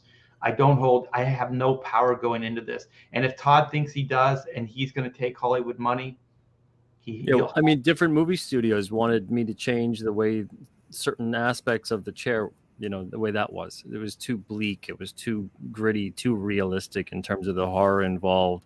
Could we add a supernatural element? Could we not do certain things with certain characters? And it was just like, no, this is the story. I don't mind if you expand or contract certain parts or certain roles, or give certain character traits to certain characters or whatever it is, if there's a reason and a motivation and it fleshes out a story and it makes a better experience. But in terms of changing the plot, in terms of changing the way certain events play out, in terms of adding something that completely, it's a grounded story, in terms of adding paranormal and supernatural things to the mix, that's not the same story. That's not the story I wanted to tell. If that's the story they want to tell, they can absolutely go for that. But if that's me coming into it, and I'm not Todd McFarlane, I'm not even close. Todd doesn't need to do this kind of stuff. Right. Todd doesn't need, and then he doesn't also need, obviously, to give, like I said before, he doesn't need to give this kind of a quote that basically sets him up to get his own words thrown into his face across the board about every single thing that not only he does, but everyone then at his company does as well, with all of their books and all of their creations, because across the board, they will eat you alive and see, well, you've got this character that's a female, but it's being written by a male. And you've got this character that it's straight, but it's being written by a gay guy, or a gay guy that's being written by a straight guy, or it never ends. It never ends. And he is setting himself up, his entire company, his entire catalog, his entire legacy being set up to be completely nitpicked, scrutinized, torn apart, chewed up, and spit out, because that's what Hollywood uses as leverage to get you to do what they want you to do. Yeah. And this is the game he wants to play. It's like Game of Thrones style, crazy blackmail, emotional manipulation shit. It's and he's opening himself up to that. Devil. It's signing a deal with the devil to get. It really is. And again, like, I haven't, my books, I had one, producer interested, like, not real big Hollywood experience, but I had one producer kind of interested in one of my books and, was interested in showing around. But right away, again, just like everything else, they got to start changing stuff. And like the first thing he said is, I'm going to be showing this to female producers. All of the girls in your book have huge tits. You're going to have to change that. And like right there, integrity. I said, I'm not doing that. Every girl in my comic is going to have huge boobs. I like put my foot down. So we know what Clint. I'm with you guys with the integrity. In the Hooters, the Hooter department, I will not. But they did. They wanted to change that, and I'm like, what the hell? Yeah. Well, even on the indie level, I didn't give anything into what they wanted to do to the film when it was being made, and they still did it anyway. And they flat out lied to me, and I had to go in there and personally edit the hell out of a lot of different things to make it make somewhat sense, 70% or so sense of what the script was they had to work with. And it's very interesting what they'll do, and they'll do all this stuff, and then it turns into, well, then sue me, and you got to think, well, do you sue them? And then how much more money and time do you put into that? Yeah, it's just it's a nightmare. So it's always easy for people to say sue them. It's like, then go talk to a lawyer for a half an hour and be like, oh, yeah. That's why at this point, Hollywood stuff. If Hollywood wants anything to do with anything I'm doing, I'm literally like, all right, make a deal with me, sign a check, and I don't have to do anything else with it. That's it. Yes, and you want to see the money first. And and I don't want to have anything to do with the film, the TV show, whatever it may be, if it comes to that.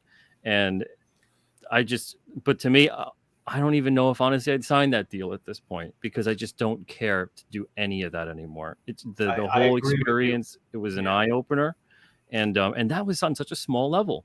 So again, when it's at such a bigger level, I can only imagine. It's very interesting to me to see how far some people will go to get that deal. Okay, so Hollywood has all this money, right? So when I first started pitching, they were my agent would go, you could make anywhere between $2,000 to $20,000 as an option deal, right? That's what these production companies would pay you or whatever. And so in the next few months, it went down to zero. So they might give you a job, they might offer you a position, to create the Bible or whatever. So they kept changing the deal as it went, and there were still people pitching. There were still people that were willing to give Hollywood things for free. These people are rich. To give things for free to get their foot in the door, just to do these things. And it's like, how much is enough? And that's not with selling your integrity out, kind of like what I think Todd's doing. This was just to get something made.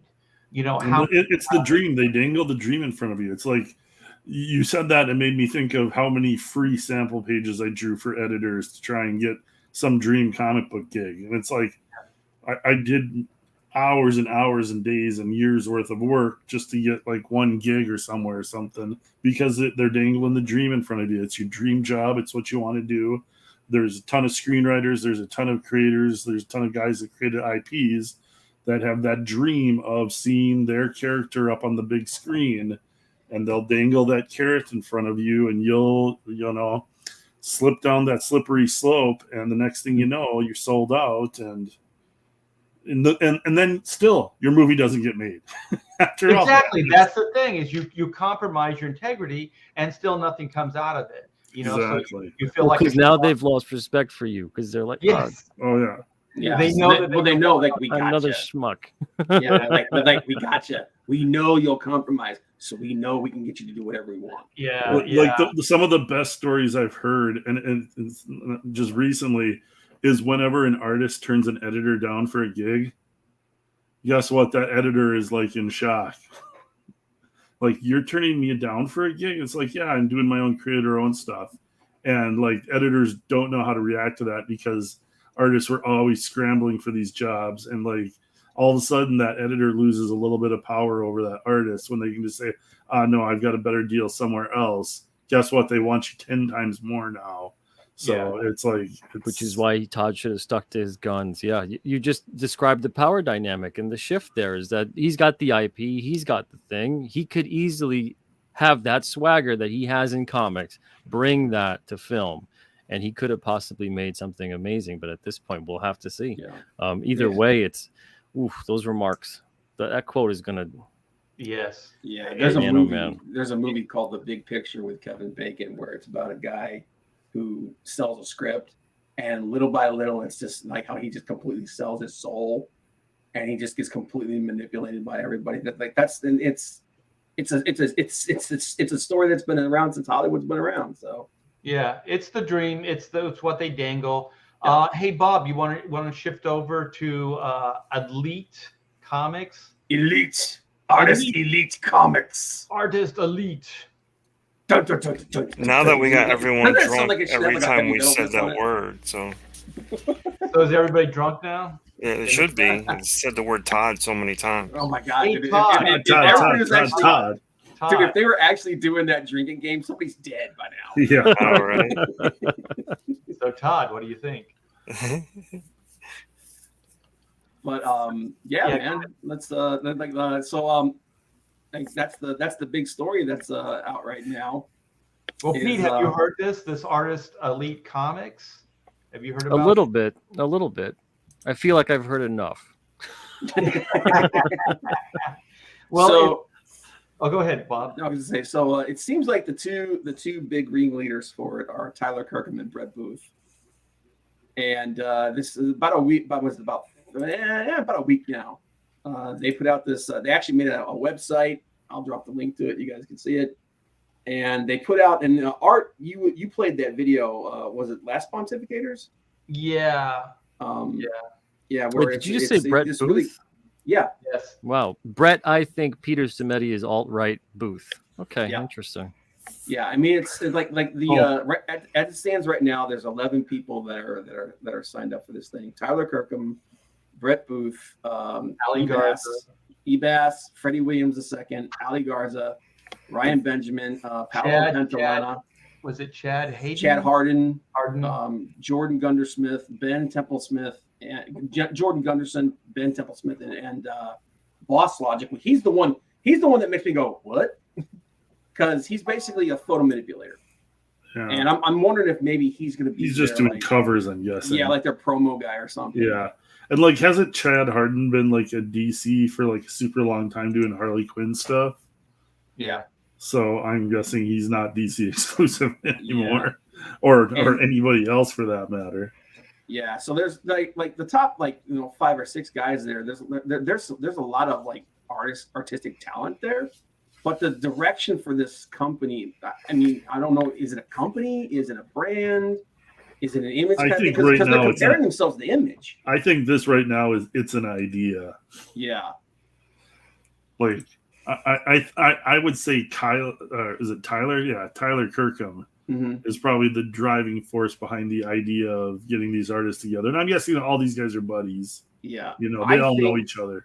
I think Tyler, because he just did that campaign of his. I think he was the test bed, and then all these other guys, and then now he's got this idea floating around with all these other guys. But the thing is it's really confusing about what this thing is supposed to be. I don't think it's crowdfunding. I think it's print and distribution to comic book shops. I know Tyler Kirkham has done like a ton of those retailer incentive, like variant covers by him, where they set it up with the retailer and the publisher. So I think he has some like good retailer connections, and it's kind of all tied in with that as they, start their own like imprint like Image did. And I think that's kind of, I mean, I don't know that much about it, but from the little I've seen of it, that's kind of what it looks like. Well, they compared them, like literally in that introduction, they compared themselves to Image. They said a collaboration that has not been seen for 30 years. Right. So they literally compared themselves to Image. So, but then. So then they each have their own studio and they're separate partners. We don't know, but here's the thing: you said that they're just going to go directly into the direct market and everything. But then Brett Booth just announced that he's doing a Kickstarter. Well, Brett's got a bunch of different stuff going from following him on Twitter. He's got a ton of different artwork, and I think it's all separate. I think the Kickstarter that Brett is doing doesn't have anything to do with the Artist Elite thing. As far as I can tell, like Brett's posted a bunch of art for a bunch of different projects, and I mean I'm super stoked for it. I'm a huge Brett Booth fan as an artist. I like Brett's art. I want to see that stuff, but I think his kicks, and I don't know. I think from what I can tell, it's separate from the Artist Elite stuff. Yeah. Well, there's a lot of talented people. It's undeniable. Oh yeah, they've got a ton of great artists. When you call yourself Artist Elite Comics, it kind of has a certain stigma about it. I don't know. Why not go out and be cocky though? I think Yeah, I well, I think mean, it's good to come out cocky. It's good. It's good to have that, like that, bravado and all that other stuff. But the thing is, the trailer also says tomorrow. Like the trailer is just a teaser, but then it says tomorrow. How long's it been, Bob? Like a week? well, now? what it Almost was a week, is and then they never what they- followed it up. what they did is they kind of followed it up. What they did is they started releasing these individual vignettes of each artist and said so and so is like let's see what was the way they Do you have any of that? Did they announce their yeah, IPs? What they're I've got Are the you able to website. share your screen so we can see? Yeah. some of Yeah. the stuff. See here, share this. Because I heard, like Clint, I heard that they were going to do crowdfund. I don't know, but from what I've seen, it sounds like print books, maybe like an anthology of all the artists at first kind of thing, Mm-hmm. and then Well, and doing the regular distribution to comic book shops, and I think would it's all the assume- above. I think it's all the above because if you look in their hashtags here, they've got comic book stores, comic books, exclusive variant covers, DC. They're tagging everybody: DC Comics, Marvel Comics. do they variant tag cover Kickstarter and again. Indiegogo or crowdfunding in that at all? Yep, artist rep, IG Comic Family, online comic book store. I think they're going to try and do a little bit of everything. Well, maybe, Hey, and Bob, maybe Bob, do a full screen so everybody, in case Oh, they yeah. don't know what we're talking about. This is the video that Artist Elite Comics dropped. Yeah. Like it seemed like a week ago. It's probably been like four days or so. Yep. With the clock ticking.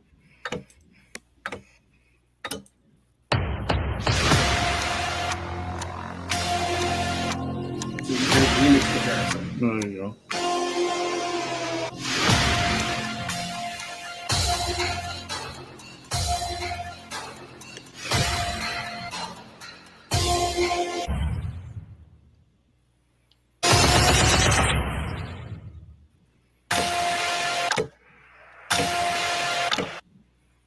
All those artists and no graphic designers, huh? So then after that, like the big, like tomorrow, the next thing they did was they announced, like Tyler was the first name. So obviously he's the guy that's going to drive force behind this. They released this video, which was basically like a little bit of his work and stuff and whatnot. Oh, I did see this video. I didn't know it was a follow-up to that other one. Yeah. But these still aren't their IPs, right? Like X-Men and Batman. Yeah. He has like it's weird that he didn't show like his Right, his his Indiegogo.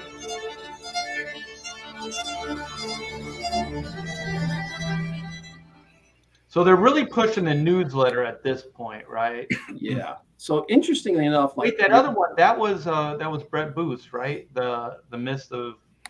No, this is Tyler's. This is Tyler's. Oh, that That's was the interesting still thing is every one of these videos has a little quote from Sun Tzu on it. Oh, okay. And his is like in the midst of chaos there is opportunity. When you look at the comic book industry, I think these little quotes are meant to be like reflections of what each of these guys is doing this for or something like that. Poke a bit. Yeah.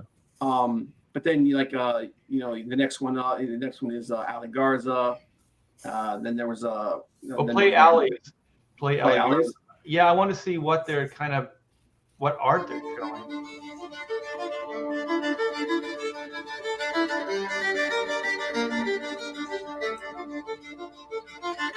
They gotta let me read the damn thing. Goodness. It's mainstream industry stuff. Okay, so It's none of all them are stuff going- that's already been finished, is what Yeah. it is. It's nothing new that they've worked on Right. specifically for this yet. So they're setting it up like it's image, but none of them have their own IPs, at least that they're advertising. At least that they've shown so far. Yeah. Right. Well, I think part of that's because I don't think they have anything. I Well, then think they this should have is waited. literally- Yeah. I think this is. I think they really jumped the gun on this thing. It feels like that. It feels Yeah. like they wanted to get this thing out there, but they didn't actually have anything to show yet. Yeah, and like literally the only thing that comes up is there was a video talking about how comic artists sell more than writers, and they're like, oh, they put a link to that, and then Brett released a piece of artwork for his Kickstarter. I got to read this. Nothing says we mean business like royalty-free music, art of corporate-owned characters, and a fever. What is that? Fiverr logo. Fiverr logo. Is that a website that makes logos? It's Yeah. like you can Fiverr? pay somebody $5 and they'll do Okay. like a logo for you basically. I commented like in the 80s. I used to late 70s, early 80s. I used to do rock band logos in Hollywood, and those were exactly the level of logos I was coming up with. It's kind of like the Aerosmith logo, right? Yeah, it looks Yeah. like And Drotaz like really Yeah. nailed that But, one on the head. The reason I said that I think the name was deliberate. I think is a couple of these guys are, and this is going to sound a little far fetched, but hear me out here. A couple of these guys are big wrestling fans, and there's a company that just came out called All Elite Wrestling. Okay. And it's kind of become like a big news thing. It's like a big pop culture thing now. And I think that they're kind of like, like we're basically it's like image, like we're the punk rock guys, Right. and this is our brand. But also, if they are going to be distributing, going mainstream with this stuff, their company, they will be first in things like previews. So, Oh, sure. you know what I mean? So yeah, You start with an A. So I think it's a little bit of that. I think it's a little bit of them being cocky and basically trying to be like, hey, look at us, we're like the image guys. Yeah. Well, I think like I mentioned this before. Okay, Artist Elite Comics. So comics are always supposed to just be fun, right? It's just fun, entertainment. So when you put elite artists in front of comics, it doesn't seem like they fit together. Was Elite Comics taken? Is that a company already? There is Anybody know? There is an Elite Comics. comic shop, and there are some other things that I know there's an elite escort service. Jasper Clayton actually made a comment or said that they're the guys that didn't get Substack deals. Is this just like Substack Part 2? I think maybe it's an artist reaction to Substack. It feels a little bit to me is like a bunch of artists were like seeing all these writers go off and get all the attention, and they're like, let's do something for ourselves, kind of. Because there's a I don't know. It's weird. It feels rushed. Like, I mean, if you're gonna launch and you're gonna get the most attention right when you launch, wouldn't you have like every one of these name guys that everybody recognizes with the creation that they're gonna do and artwork for it? Yeah. Like, wouldn't you like want, Tyler Kirkham and the name of his character, and then a big splash of that artwork of that character as your first thing coming out, and then do it for each of the guys? When they started showing their Marvel and DC pinups, I'm like, I would have led with Tyler's Final Boss stuff. And then this new and this book that the art that Brett's putting out for this book that he's doing is actually very pretty stuff. yeah, absolutely. They're really good, but I just think, Artist Elite Comics, like, what if Image decided to use that title? They probably had more of, they were more the Artist Elite, so it would be harder to argue with.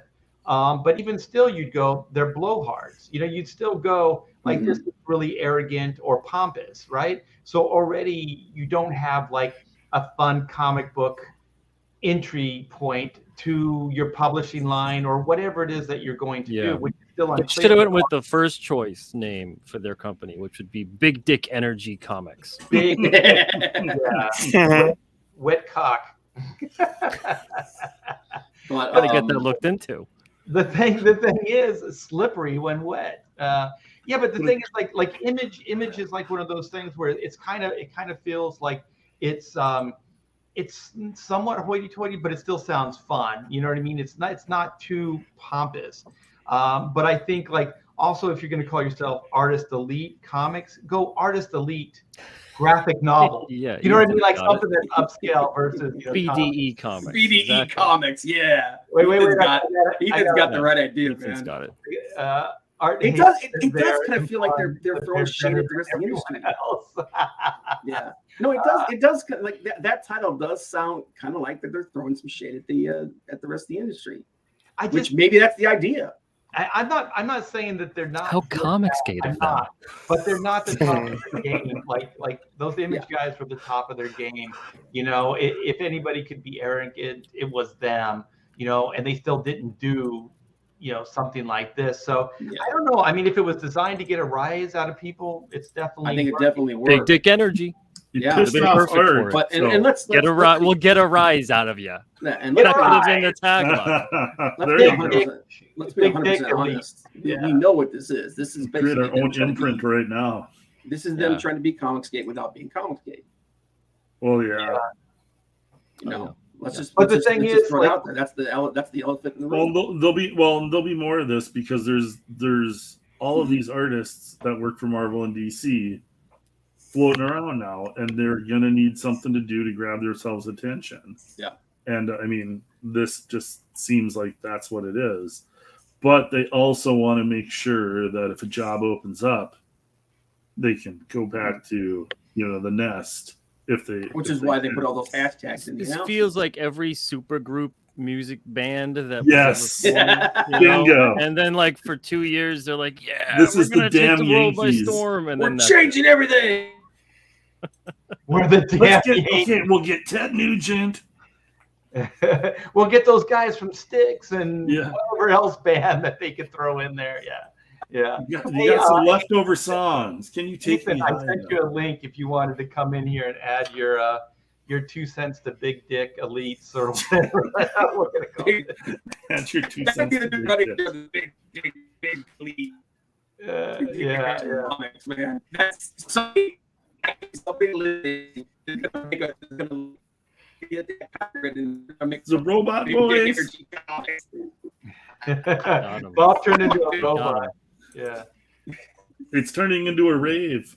It's turning into Somebody dropped the beat. Yeah. Let me ask you a question though. Do you think let's say that they get this thing off the ground. Is it a good thing or is it a bad thing? R2D2, is that you? Well, is it a good thing or bad thing? I think is what Bob said. Like if they get this thing working, I don't know. I think like any success in comics is a good thing. I think it can feed on itself. So if there's one entity that's doing well, then you know others can do well and so forth. You know, I think when things aren't going good like the mainstream right now, then that kind of brings things down. So I'm not wishing bad on these guys. I want them to succeed. I like Tyler. I've worked with Tyler in the past. He's a good guy. Ali Garza, I like Ali Garza. I met that Chad Hardin once at a comic convention. He seemed like a good guy. I don't wish bad on any of these guys, but I think they also have to realize if they're going after the Image model, I just don't think it's going to work. I think Image was lightning in a bottle. It had the energy and it had the momentum to succeed because these were also the top guys at Marvel at the time, all the top books, and they brought all the top talent with them, all the supporting characters, like inkers, colorists, letters. They brought those people over there as well. So not only did they build a company, but they also hurt their competitors. Right, all the top books by the and top. It was also the peak of the industry. It was the peak they were of rock sales. stars. Yeah, like the industry compared to back then is like it's a shadow. Well, yeah, they were selling millions of books. They were selling millions of books. Like books now, like Brett Booth is a good artist, but his book, what is it selling? I don't know, 30, 40, 50,000, a month. That's nothing compared to what Jim Lee was selling or Todd McFarlane was selling in the day when they were still at Marvel. Forbes did an article on like Marvel stock dipped. It was a major move when they did it. So even to compare yourself to that, like I compared, Comics. Yeah, they're not at the peak of their career, the Right. top, But 7, 8, 15, whatever it is of them at this thing. Yeah, because Rob told me, he goes, you can't compare like Comicsgate to Image Comics. And I said, I realize that, but what I'm comparing is just the energy, just the spirit, just the indie spirit to actually create your own things and to do your own, to forge your own path. I said, that's what I meant by it. Not that it was going to be a corporation like Image Comics and all that other stuff. We got the great Ethan Van Sciver to add. The other thing that Image was really good at, they found talent, they nurtured talent, they allowed those talent to be stars themselves. There wasn't the holding back the name like DC had done over the last. And Comicsgate is doing the same. There's a lot of new people. We put the focus on Philip Diaz on Lost Pages. There's new guys coming up all the time. I know Clint isn't a new guy, and I know Todd, but you guys have new books that new IPs that you're putting out. So what do you think, Ethan? Have you been listening in? Yeah, I always watch the show. I wanted to say hi to Pete. Pete, I'm sorry for pissing you off the other night. You didn't piss me off. You hurt me a little bit. That's all. Didn't mean to. This is what I do. I go, why don't you come in here and do some work? That's what I do. That's how I get people to come on my show. It's because I'm doing work on the other side. Yeah, wait, for the other side? But work. Elite Artist Comics? That's who you Yeah. There's already. They're not the other side. Elite Artists Studios or Comics or whatever. The other side of against us. When the camera's off. Yeah.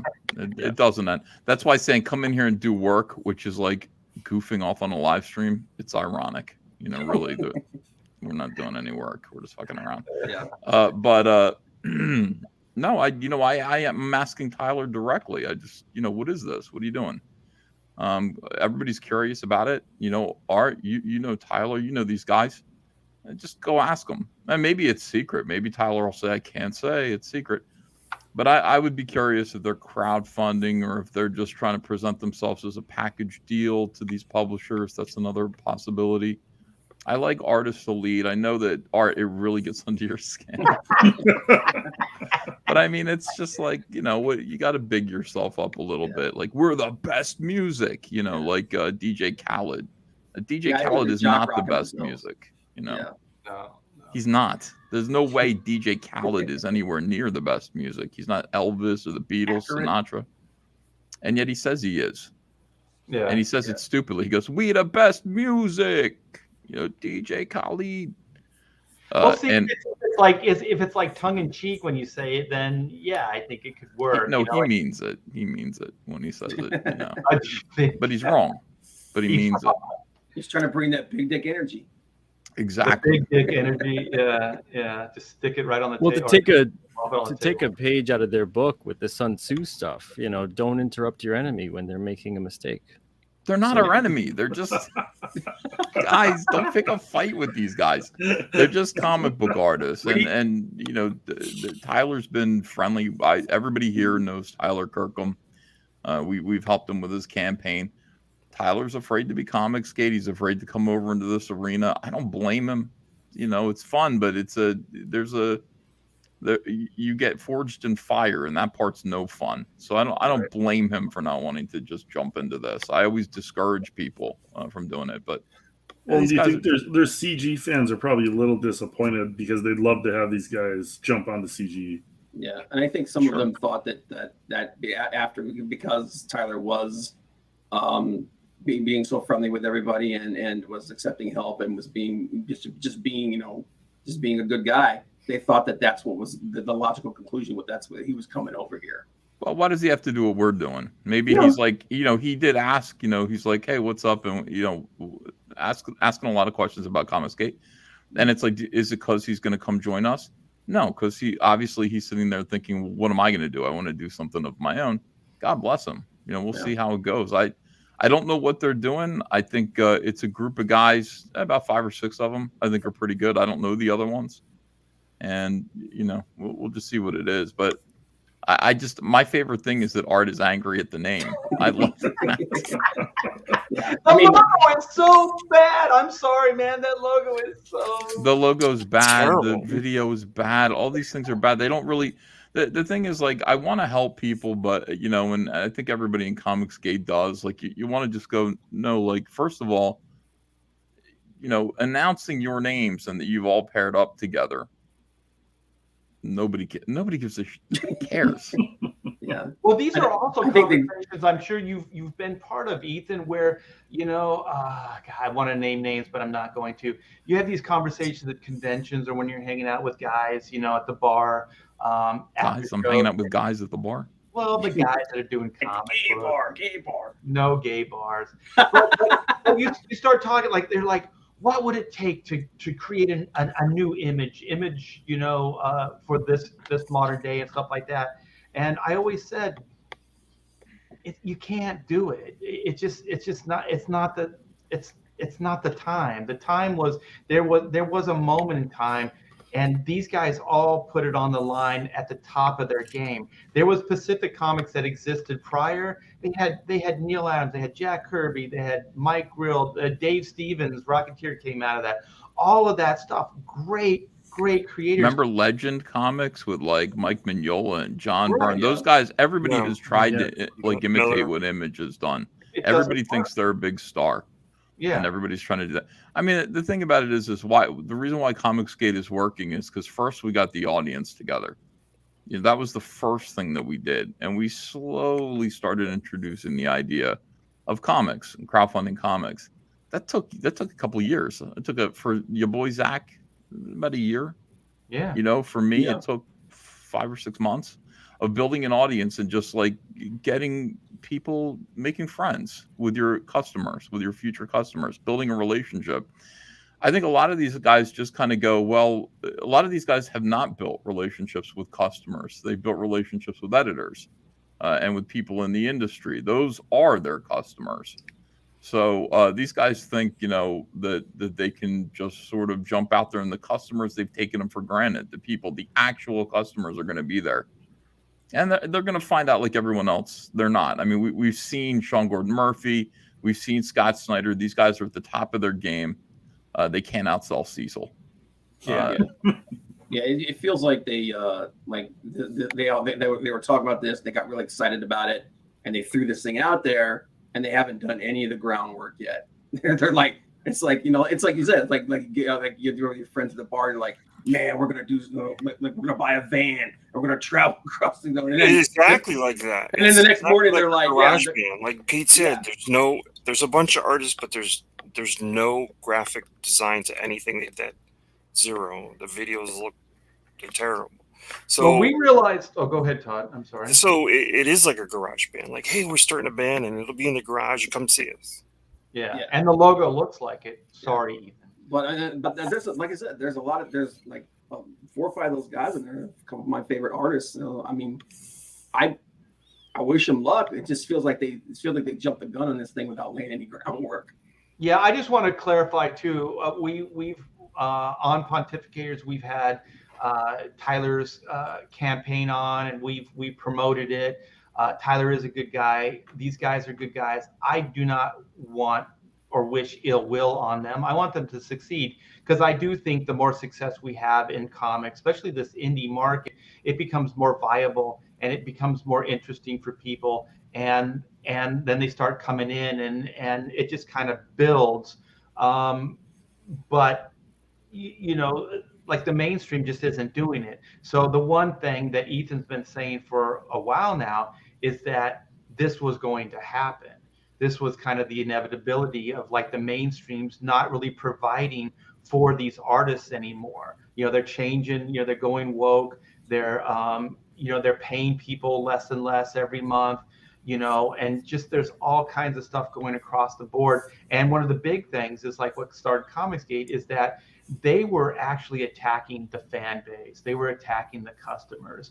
And so, Zach and Ethan and these guys were coming in and saying, no, we're going to make comic books for you guys. We're going to make good comics. You guys talk to us. Let's get feedback. Let's be customer based. And we have, what has it been going on now, Ethan, since 2018? Yeah, for me, yeah, 3 years now. 3 years. Which is funny because people keep telling me Cyberpunk 2 is like 8 years late, which is doesn't really add up math-wise. But anyway, yeah, the people in the chat, I like what Thank You Frankie's saying. Honestly, I don't care if they succeed or not. Their success would not be at our expense. So No. I say to them, bona fortuna. Good luck to you. Best wishes. It's a shame, but it'd be good to collaborate in some way. It'd be good to help them, and I'd like to have access to some of those artists. I'd love to get a Boss Logic cover or something like that. But it is what it is.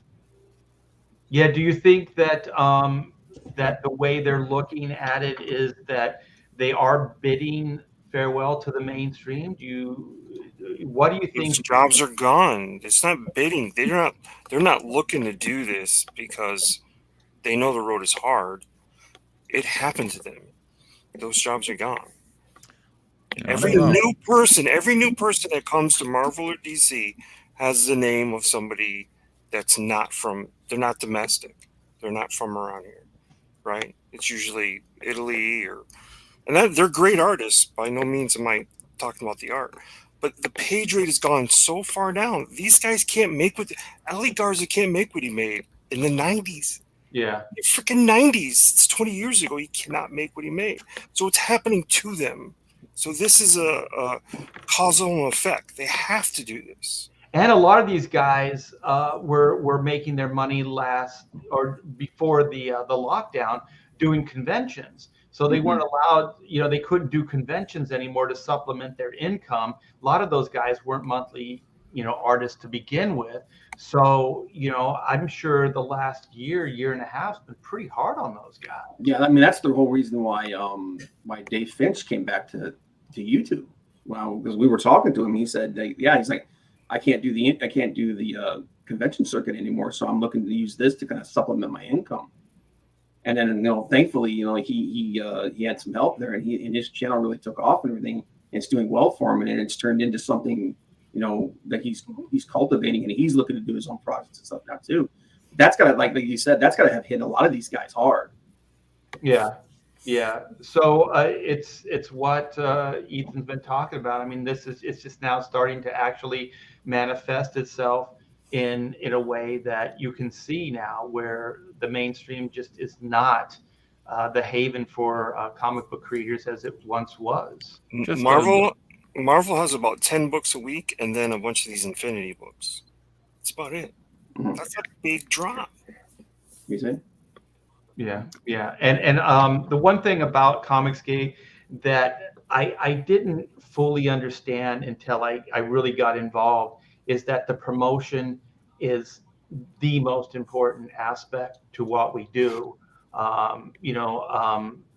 It's getting the word out, promoting this stuff. And if you think about the mainstream, there are people that have the job positions of like they're into promotions or retail or whatever, and they're supposed to promote and sell DC and Marvel comics. And if you think about how much they get paid and how little success comes out of them with their staff and everything else, it's absolutely horrible. And somehow Comicsgate figured out how to just bring it right to the audience, how to go directly to the consumer, and how to have a one-on-one relationship, which seems kind of obvious now. You look back and you go, well, how else would you do it? But those guys weren't doing it. They were just selling to the retailer. All they were doing is wooing the retailer and selling their product to the retailer. And then they were sticking the retailer with multiple covers or books that they couldn't sell. And then retailers were having a hard time, selling through on product. And then they were hurting as well. So this was their idea of how to make comics sell and how to make ends meet. And I just don't think that it was inevitable that this was going to happen. Yeah. Do you think it was inevitable, Ethan? Like, you've been in the business long enough. Do you think like there was enough writing on the wall when you were working at DC that you saw some of this stuff? I mean, I don't know when we're saying this is inevitable. We don't know what they're doing. So we don't know what artists elite comics or entertainment is. I mean, when I meant inevitable, I meant that like this indie thing where people were going to leave the mainstream and then they were going to start doing more independent projects, because you see, what's it, Substack, and you see, kind of this artist elite comics, and I'm sure you're going to see a lot more of these things happen. Do you think that they're looking at Comicsgate and they're seeing? I wonder if we make it look easy to them, and they're looking at like a viable alternative. Well, yeah, I mean, I think most people in mainstream comics right now, except for a very select few, are looking at other options. And Comicsgate was an option that was very successful, and it confounded them because they didn't want it to be successful. But then Substack shows up. That is slightly more acceptable, even though they harbor Nazis, evidently, from what I hear. Substack slightly more acceptable because it's a free ride. They want, these people want a free ride. So, but Substack isn't for everyone. Not everybody gets those contracts. Now, what do we do if it's not Substack? If crowdfunding, Tyler crowdfunded, he did okay, but he didn't do that good. I mean, he did okay. He's Tyler Kirkham. He should have done better. He would have done better with us. So you just try to find another way. These guys are, hopefully what this is these guys have found another idea for marketing and selling comics. We don't know what it is yet. Right. I hope it isn't, hey, we're unionizing and we're a package deal. That's, hey, we're announcing that we've formed a studio. That's a possibility. That could be as simple as that. Maybe they got investors and they've got $1 million. That's possible. I mean, there are all kinds of things. We just got to wait and find out what it is. Yeah, it's just an unknown entity at this point. All right. Well, I just got the answer. What's the answer? Oh.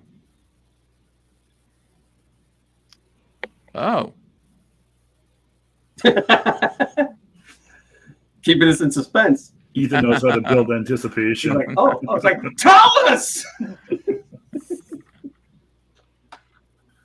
Are you going to tell us? He's talking back to him right now. He's like, hang on a minute. Let me milk this.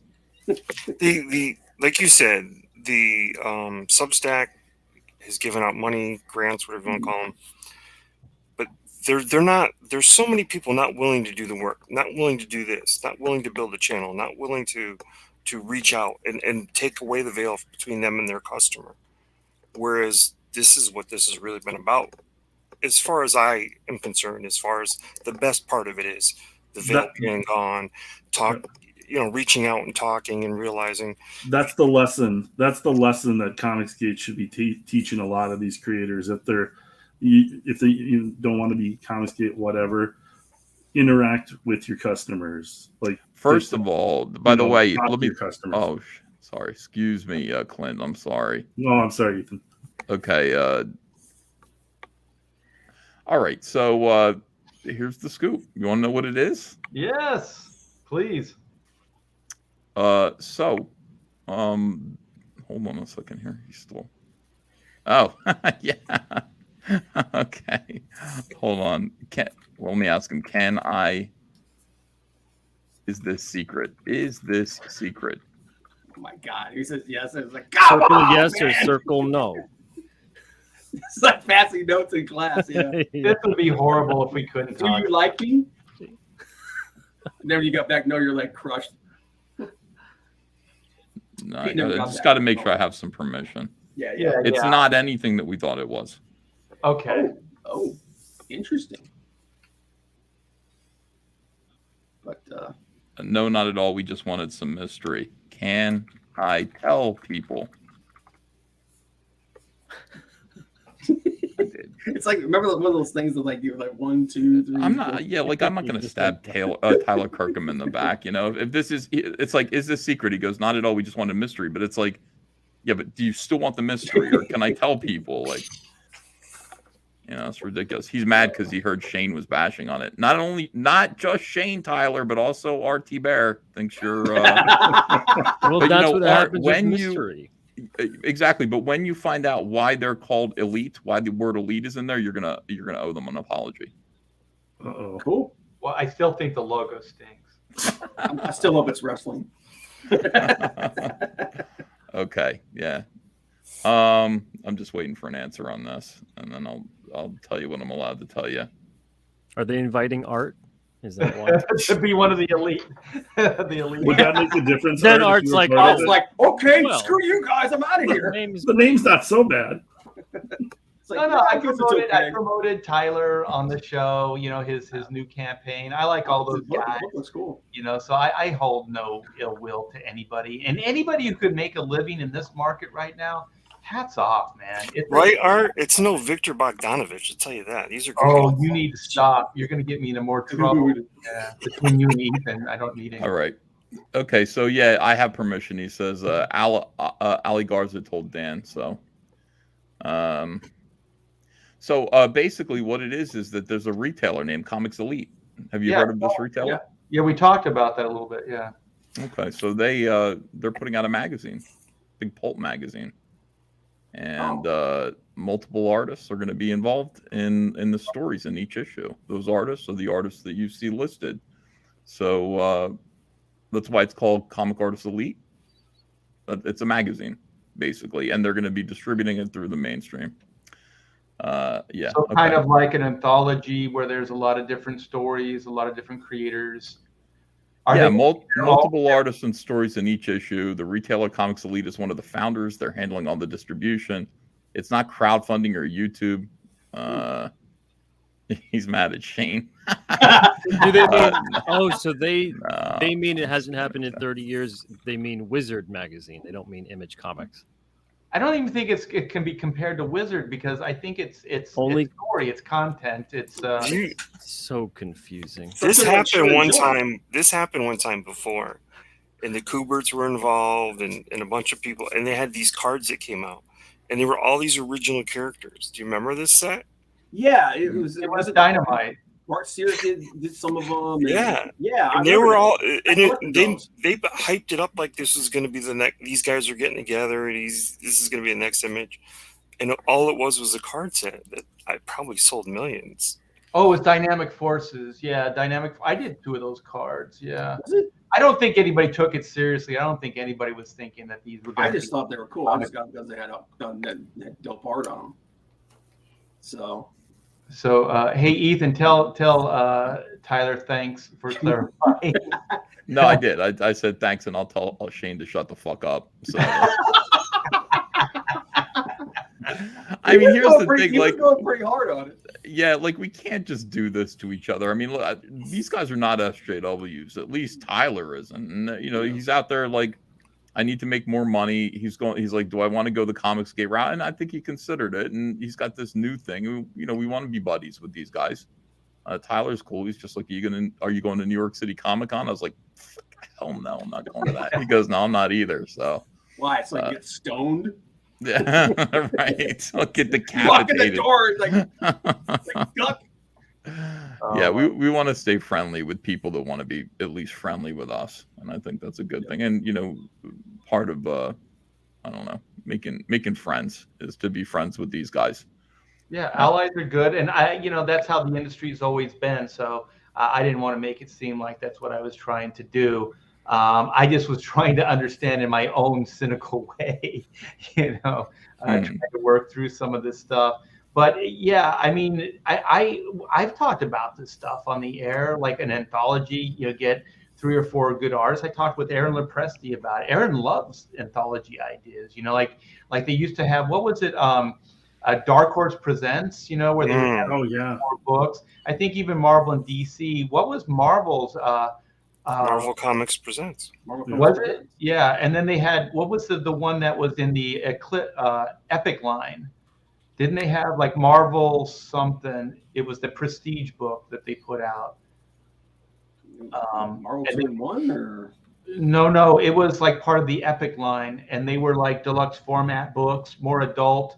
They had like Barry Windsor Smith and Art Adams do stories, and oh my gosh, what was it called? But yeah, they've done. I think that's where Fanfare. Chat's something in saying the fanfare. chat. Marvel Fanfare. Yes, That's right. Okay. yeah. That didn't last very long though, did it? No, but it was really cool. Like there were like A-list artists that would do like their own stories and stuff like that. It was pretty cool. So I always like those formats, the anthology formats. I would still like to see if we could do something with Comicsgate. You have 2 or 3, like IPs, and then tell like little 8-page, 12-page stories.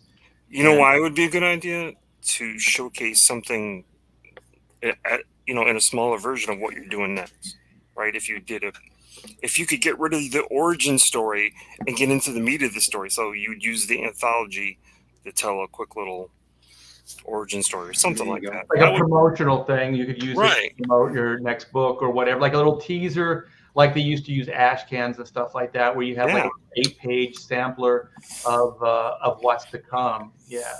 So, all right, maybe we can get Tyler on one of these days to talk about this thing once it gets a little further along. I would love to, and Tyler, if you're listening, I'll be on my best best behavior. Sorry for crapping on you. No, I just said to him, I said, yeah, Shane says nice things about you. I said, I think Shane was hoping you were coming to CG. So if he did say any bad things, it was out of hurt feelings or disappointment. But it's important to have as many friends and allies as we can. So we want you guys to succeed. And he said, yeah, I agree. Yeah. So. Yeah. And Shane is a good guy. He's a little sensitive, that guy. Shane has anger. Like Shane is angry about a lot of stuff. You go through this. I mean, Shane is going through this where you find out your friends that you thought were your friends are not your friends, and it's infuriating. And Shane did actually have this talk with me where he was just like, "Aren't you mad? Like, don't you wake up every day like?" And it's like, I did. It's like, but you move on. Things get better, and you just kind of move on. And I don't think Shane's at the point of moving on just yet. I think he's still kind of mad. But what's great about it is Shane is definitely using that to fuel his fire. I mean, his new book is a example of that. Mm-hmm. Yeah. So I always say, like, the negative, you can use it to motivate yourself as well. Just don't get, self-destructive. Yeah. You still talking to Tyler? Ethan's like, man, no, I said goodnight to Tyler. Yeah. I'm laughing at the comment. Behind Shane's little face is a boiling volcano of fury. That's cute. Yeah, Shane's in a good position right now. Again, what's going to make him feel better is another successful campaign after this one, and really the reality of what it means to be your own man. And not a lot of people in comics are their own man. They're dependent on corporations, and they're worried about sucking up to whoever they need to suck up to in order to get their next job. And you start out that way in comics, and I think over time you get to be in your 40s and you're just like, when do I get to own myself? And what Shane might not realize and some other people might not realize is that there's nothing better than this. You are your own man. You will succeed or fail on your own merits, and that's amazing. You own your work product. I gotta say, I wish I'd done more Cyberfrog issues in the 90s. I own them all. I don't own anything else. I don't own any of the work I did from 1998 all the way to 2018. But I own all those books I did in the 90s. I can reprint them. I can do whatever I want to them. And everything that I'm doing now, I own. It's just amazing to have an IP and have content that you can exploit. That is awesome, and pay and feed your family with that content. Yeah, so it's even better. And when this became crystal clear for me is when the lockdown happened and the comics industry just kind of started falling apart. Diamond and retailers and publishers and all that. And for the first time in my career, I mean, this was probably the worst thing that's happened since I started working in the industry. But I wasn't scared because I knew Comicsgate. I knew that there was customers out there and that they were supporting us, and we were independent of all this stuff that was just falling apart. We were independent of it. And so when that stuff was crumbling, we were gaining. We were still doing very, very well. Comicsgate was probably the only publishing entity or group of people that were doing well during that whole collapse. And I think that's a testament to CG and the fan base. that we were able to sustain that, and not just sustain, but we were able to excel. A lot of people did really, really well during the pandemic, and during the lockdown. And so I'm like, yeah, my wife and I, we were talking, during that. We're like, why aren't we scared? And we're like, yeah, we're always scared. I remember at a convention they asked me, like, what motivates you, Art? It was the San Diego Comic-Con panel. And I said, fear. Fear motivates me. Fear of deadlines, fear of not getting another job, all these fears. And it was the first time since I started working almost 40 years that I was like, holy shit, I don't feel fear of what's happening right now. I think we're in a good place. I think CG is strong. Prosperity and success are a very soothing balm. So, yeah. But by the way, Art, you make a terrible Green Lantern, man. You're just controlled by fear. Not all Green Lantern. Or like the whole thing was like, don't show fear, don't bend a knee, all those things. And like CG taught me a lot, how to kind of stand up. And because Ethan knows this, and Clint, you've been in the industry too, that you learn like your survival tactics are your next connection, your next editor, your next publishing company. So you're always looking for that, and so you're always looking to schmooze those guys. And so we don't have to do that anymore. All we have to do is create a good product and get it in front of people, and then they have the final say. And holy shit, it is that simple. It's not that easy, but it is that simple. Creating a good product and being able to kind of convince people that you're trustworthy and that your IP is worthy is not easy, but we do it every freaking day. We're here. Yeah.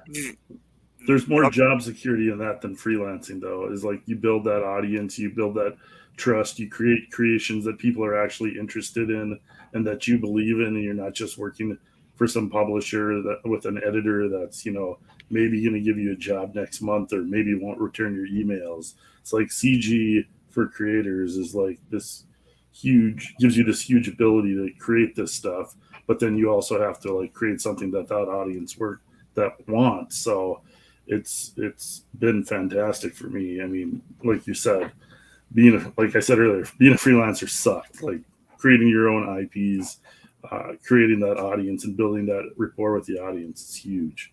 Well, I'm talking to Pedro Eng right now about creating a viable like animation studio to manufacture black and white shorts, like little cartoons.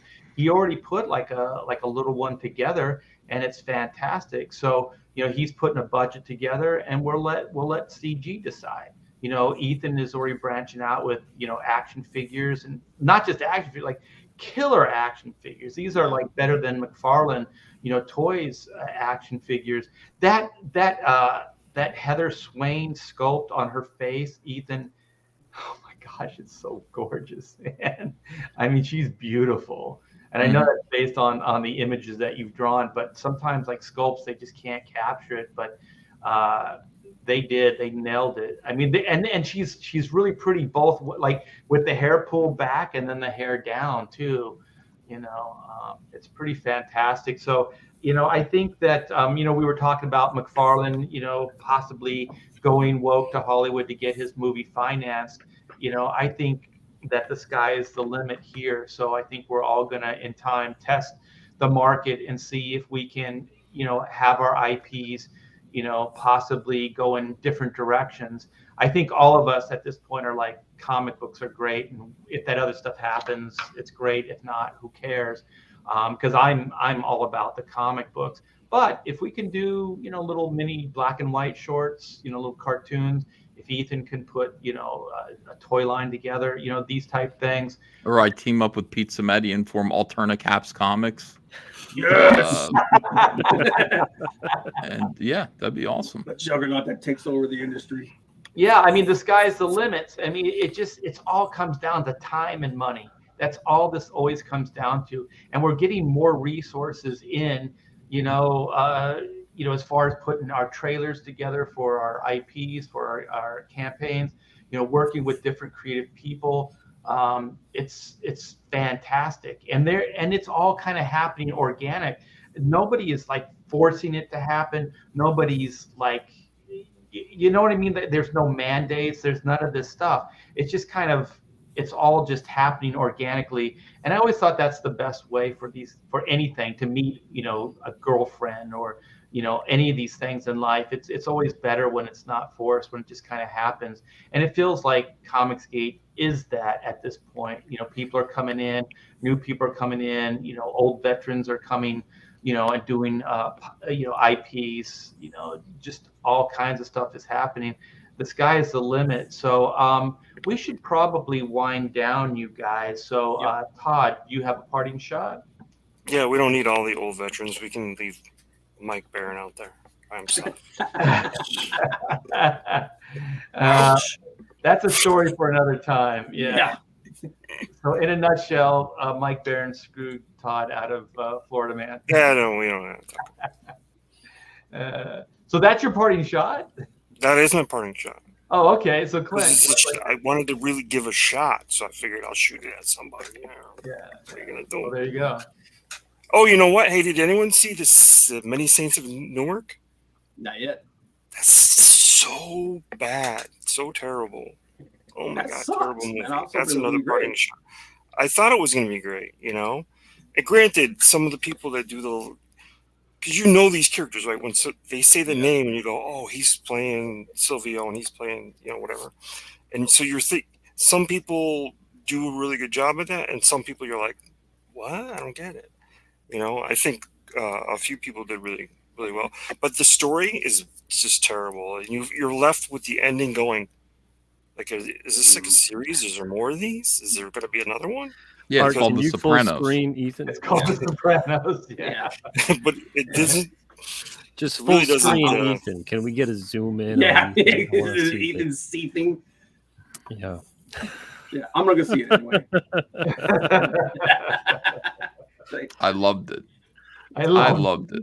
Double you tap loved to the it? back. Double tap to love the back of the double head, tap. Todd. All right, Clint, you want to throw anybody, any creators under the bus, or Well, sure. I mean, why not? Not. I don't really have anything. Pirate Queen Book 2 launches a week from this Friday, October 15th. CG has been good to me. I've done a ton of books in the last 2 years that I would have never been able to do, so I am stoked to keep doing that. Everybody show up for the launch of Pirate Queen Book 2 Friday, October 15th. Oh, wait. I got it. Thank you, Frankie said EBS just took Mike Barron's side. So Todd, you're on numbers. So Bob, you got a parting shot? Yeah, I mean, like, this is what this show is all about, man. We sit up here, we talk about, you know, these things, we try to figure out what's going on, we give our opinions and whatnot. End of the day, like Coach says, a rising tide lifts all ships. That's the reason why CG exists. I wish these guys, Tyler and those guys, I wish them all the best, you know, all the luck in the world. Hail chat, hail Comicsgate. Yes. So I'm gonna save Ethan for last. But Peter, what do you got? Hope you guys check out the Alterna Comics campaign on Indiegogo, the fall 2021 pre-order campaign that we have going on right now. We just crossed the 14K line. 15K, we unlock a stretch goal. We unlock card number 2 in the Alterna series. We're building up a trading card set as well with this. We've got 10 new issues here you can pre-order for $25, or you can pick and choose separate issues and then do add-ons if you'd like. Also, we've got Alternaween on alternaaccess.com. So we've got those bundles for trick-or-treaters. You guys can take those and disperse them across the land. Thank you guys for doing such. We've sold about a couple dozen bundles so far, which is great. I think the past 4 years of Alternaween, we've had about 30 to 35,000 comics get out there. And just knowing the fact that that's going to be a bunch of kids, their first ever comic book, not even their first ever Alterna comic, but their first ever comic book.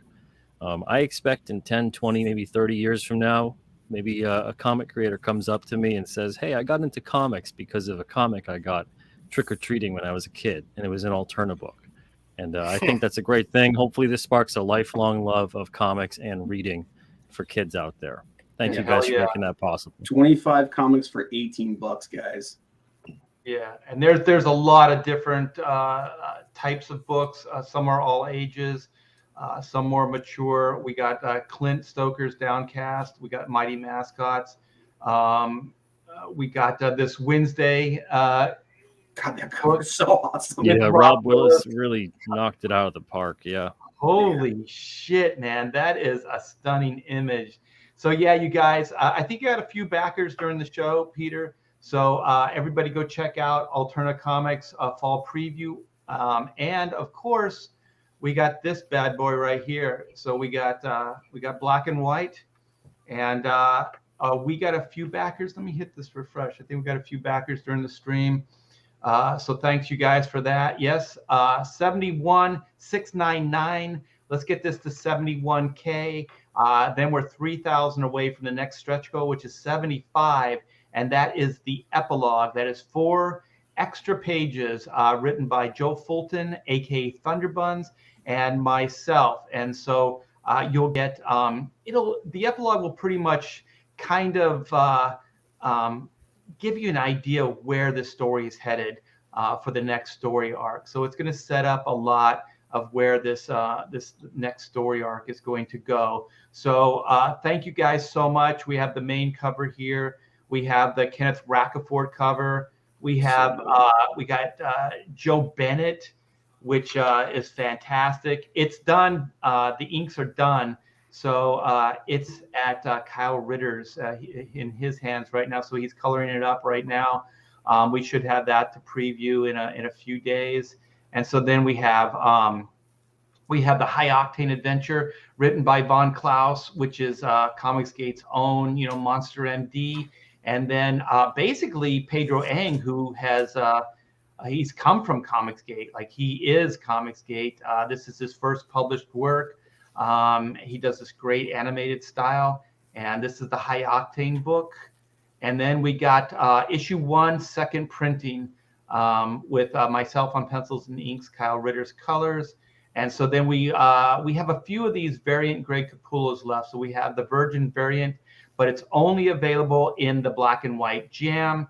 We have original story layouts. Right now, this is the only place you can get original artwork. You can get these layouts in their own tier, but you can also get them as an add-on.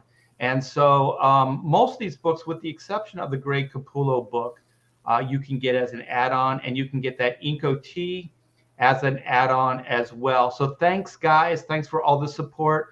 Comicsgate is numero uno as far as I'm concerned, and you guys are the best. So, Ethan, you want to wrap this one up?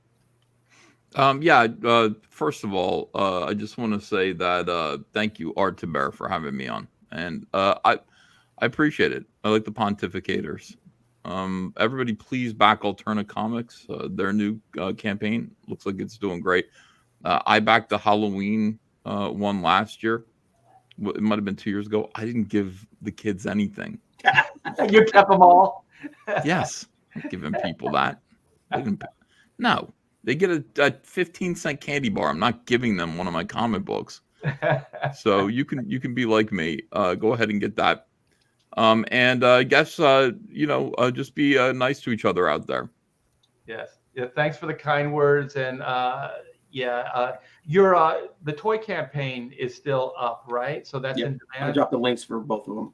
Okay. Yeah, toy campaign still in demand. The Cyberfrog Blood Honey box, limited to 2,500. We sold through, as of today, 1,250. Half of them are sold.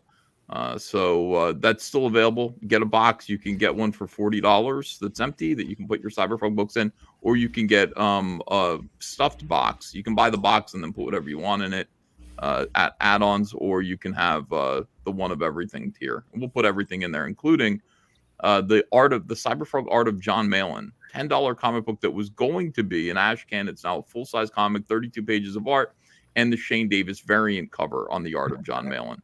That is so funny. Just to fuck with John. That's the only reason. So enjoy that. So we got Eric. He backed Alterna. Thank you, Eric. Cool. We have Skits saying Alterna Ween is awesome. So you got a lot of fans there, Peter. We have the Cyberfrog action figure link here. So go check that out as well. I'll say one thing. I mean, action figures are really, really expensive to make. So anything you guys can do to help out that campaign. I know Ethan's putting most of that money back into the campaign. But, all of it, like all of it is, yeah, it's ridiculous. Yeah, it's really. I had a roommate that did. He worked for a Taiwan Toy Corporation, and he would talk about how expensive the tooling was for action figures. It's absolutely mind staggering how expensive it is to do that. To do like bad action figures, you're doing top of the line action figures. But we made $500,000 so to spend on this, so we're not really, we're doing okay. $500,000 is a good place to be. I'd like more. I'd like some more money, but you know, we're okay. Did you unlock the Cyber Frog blaster? No, that's at 550. We're at 507 last I looked. So we will get there. And when we get there, because the toys are already in production. Okay. So it's already, we've settled on what it's going to be. It's going to have the 2 heads, the extra hands. But what we will do is if we get to 550, we'll make accessory packs. And you know, you'll be able to get those. We'll just make a separate item with that money. Yeah, I want that gun real bad. I think it's great to have. Yeah. So yeah, you guys, there's a lot of things to go back, check out. The Alterna link is in the description, as is the black and white. If I knew you were going to be here, Ethan, I would put yours in there as well. Thank you so much to everybody on the panel, the Pontificators. I look forward to every week. Thanks, Ethan, for stopping by and adding your 2 cents. And you guys have a wonderful evening, and we'll talk to you soon. Take care.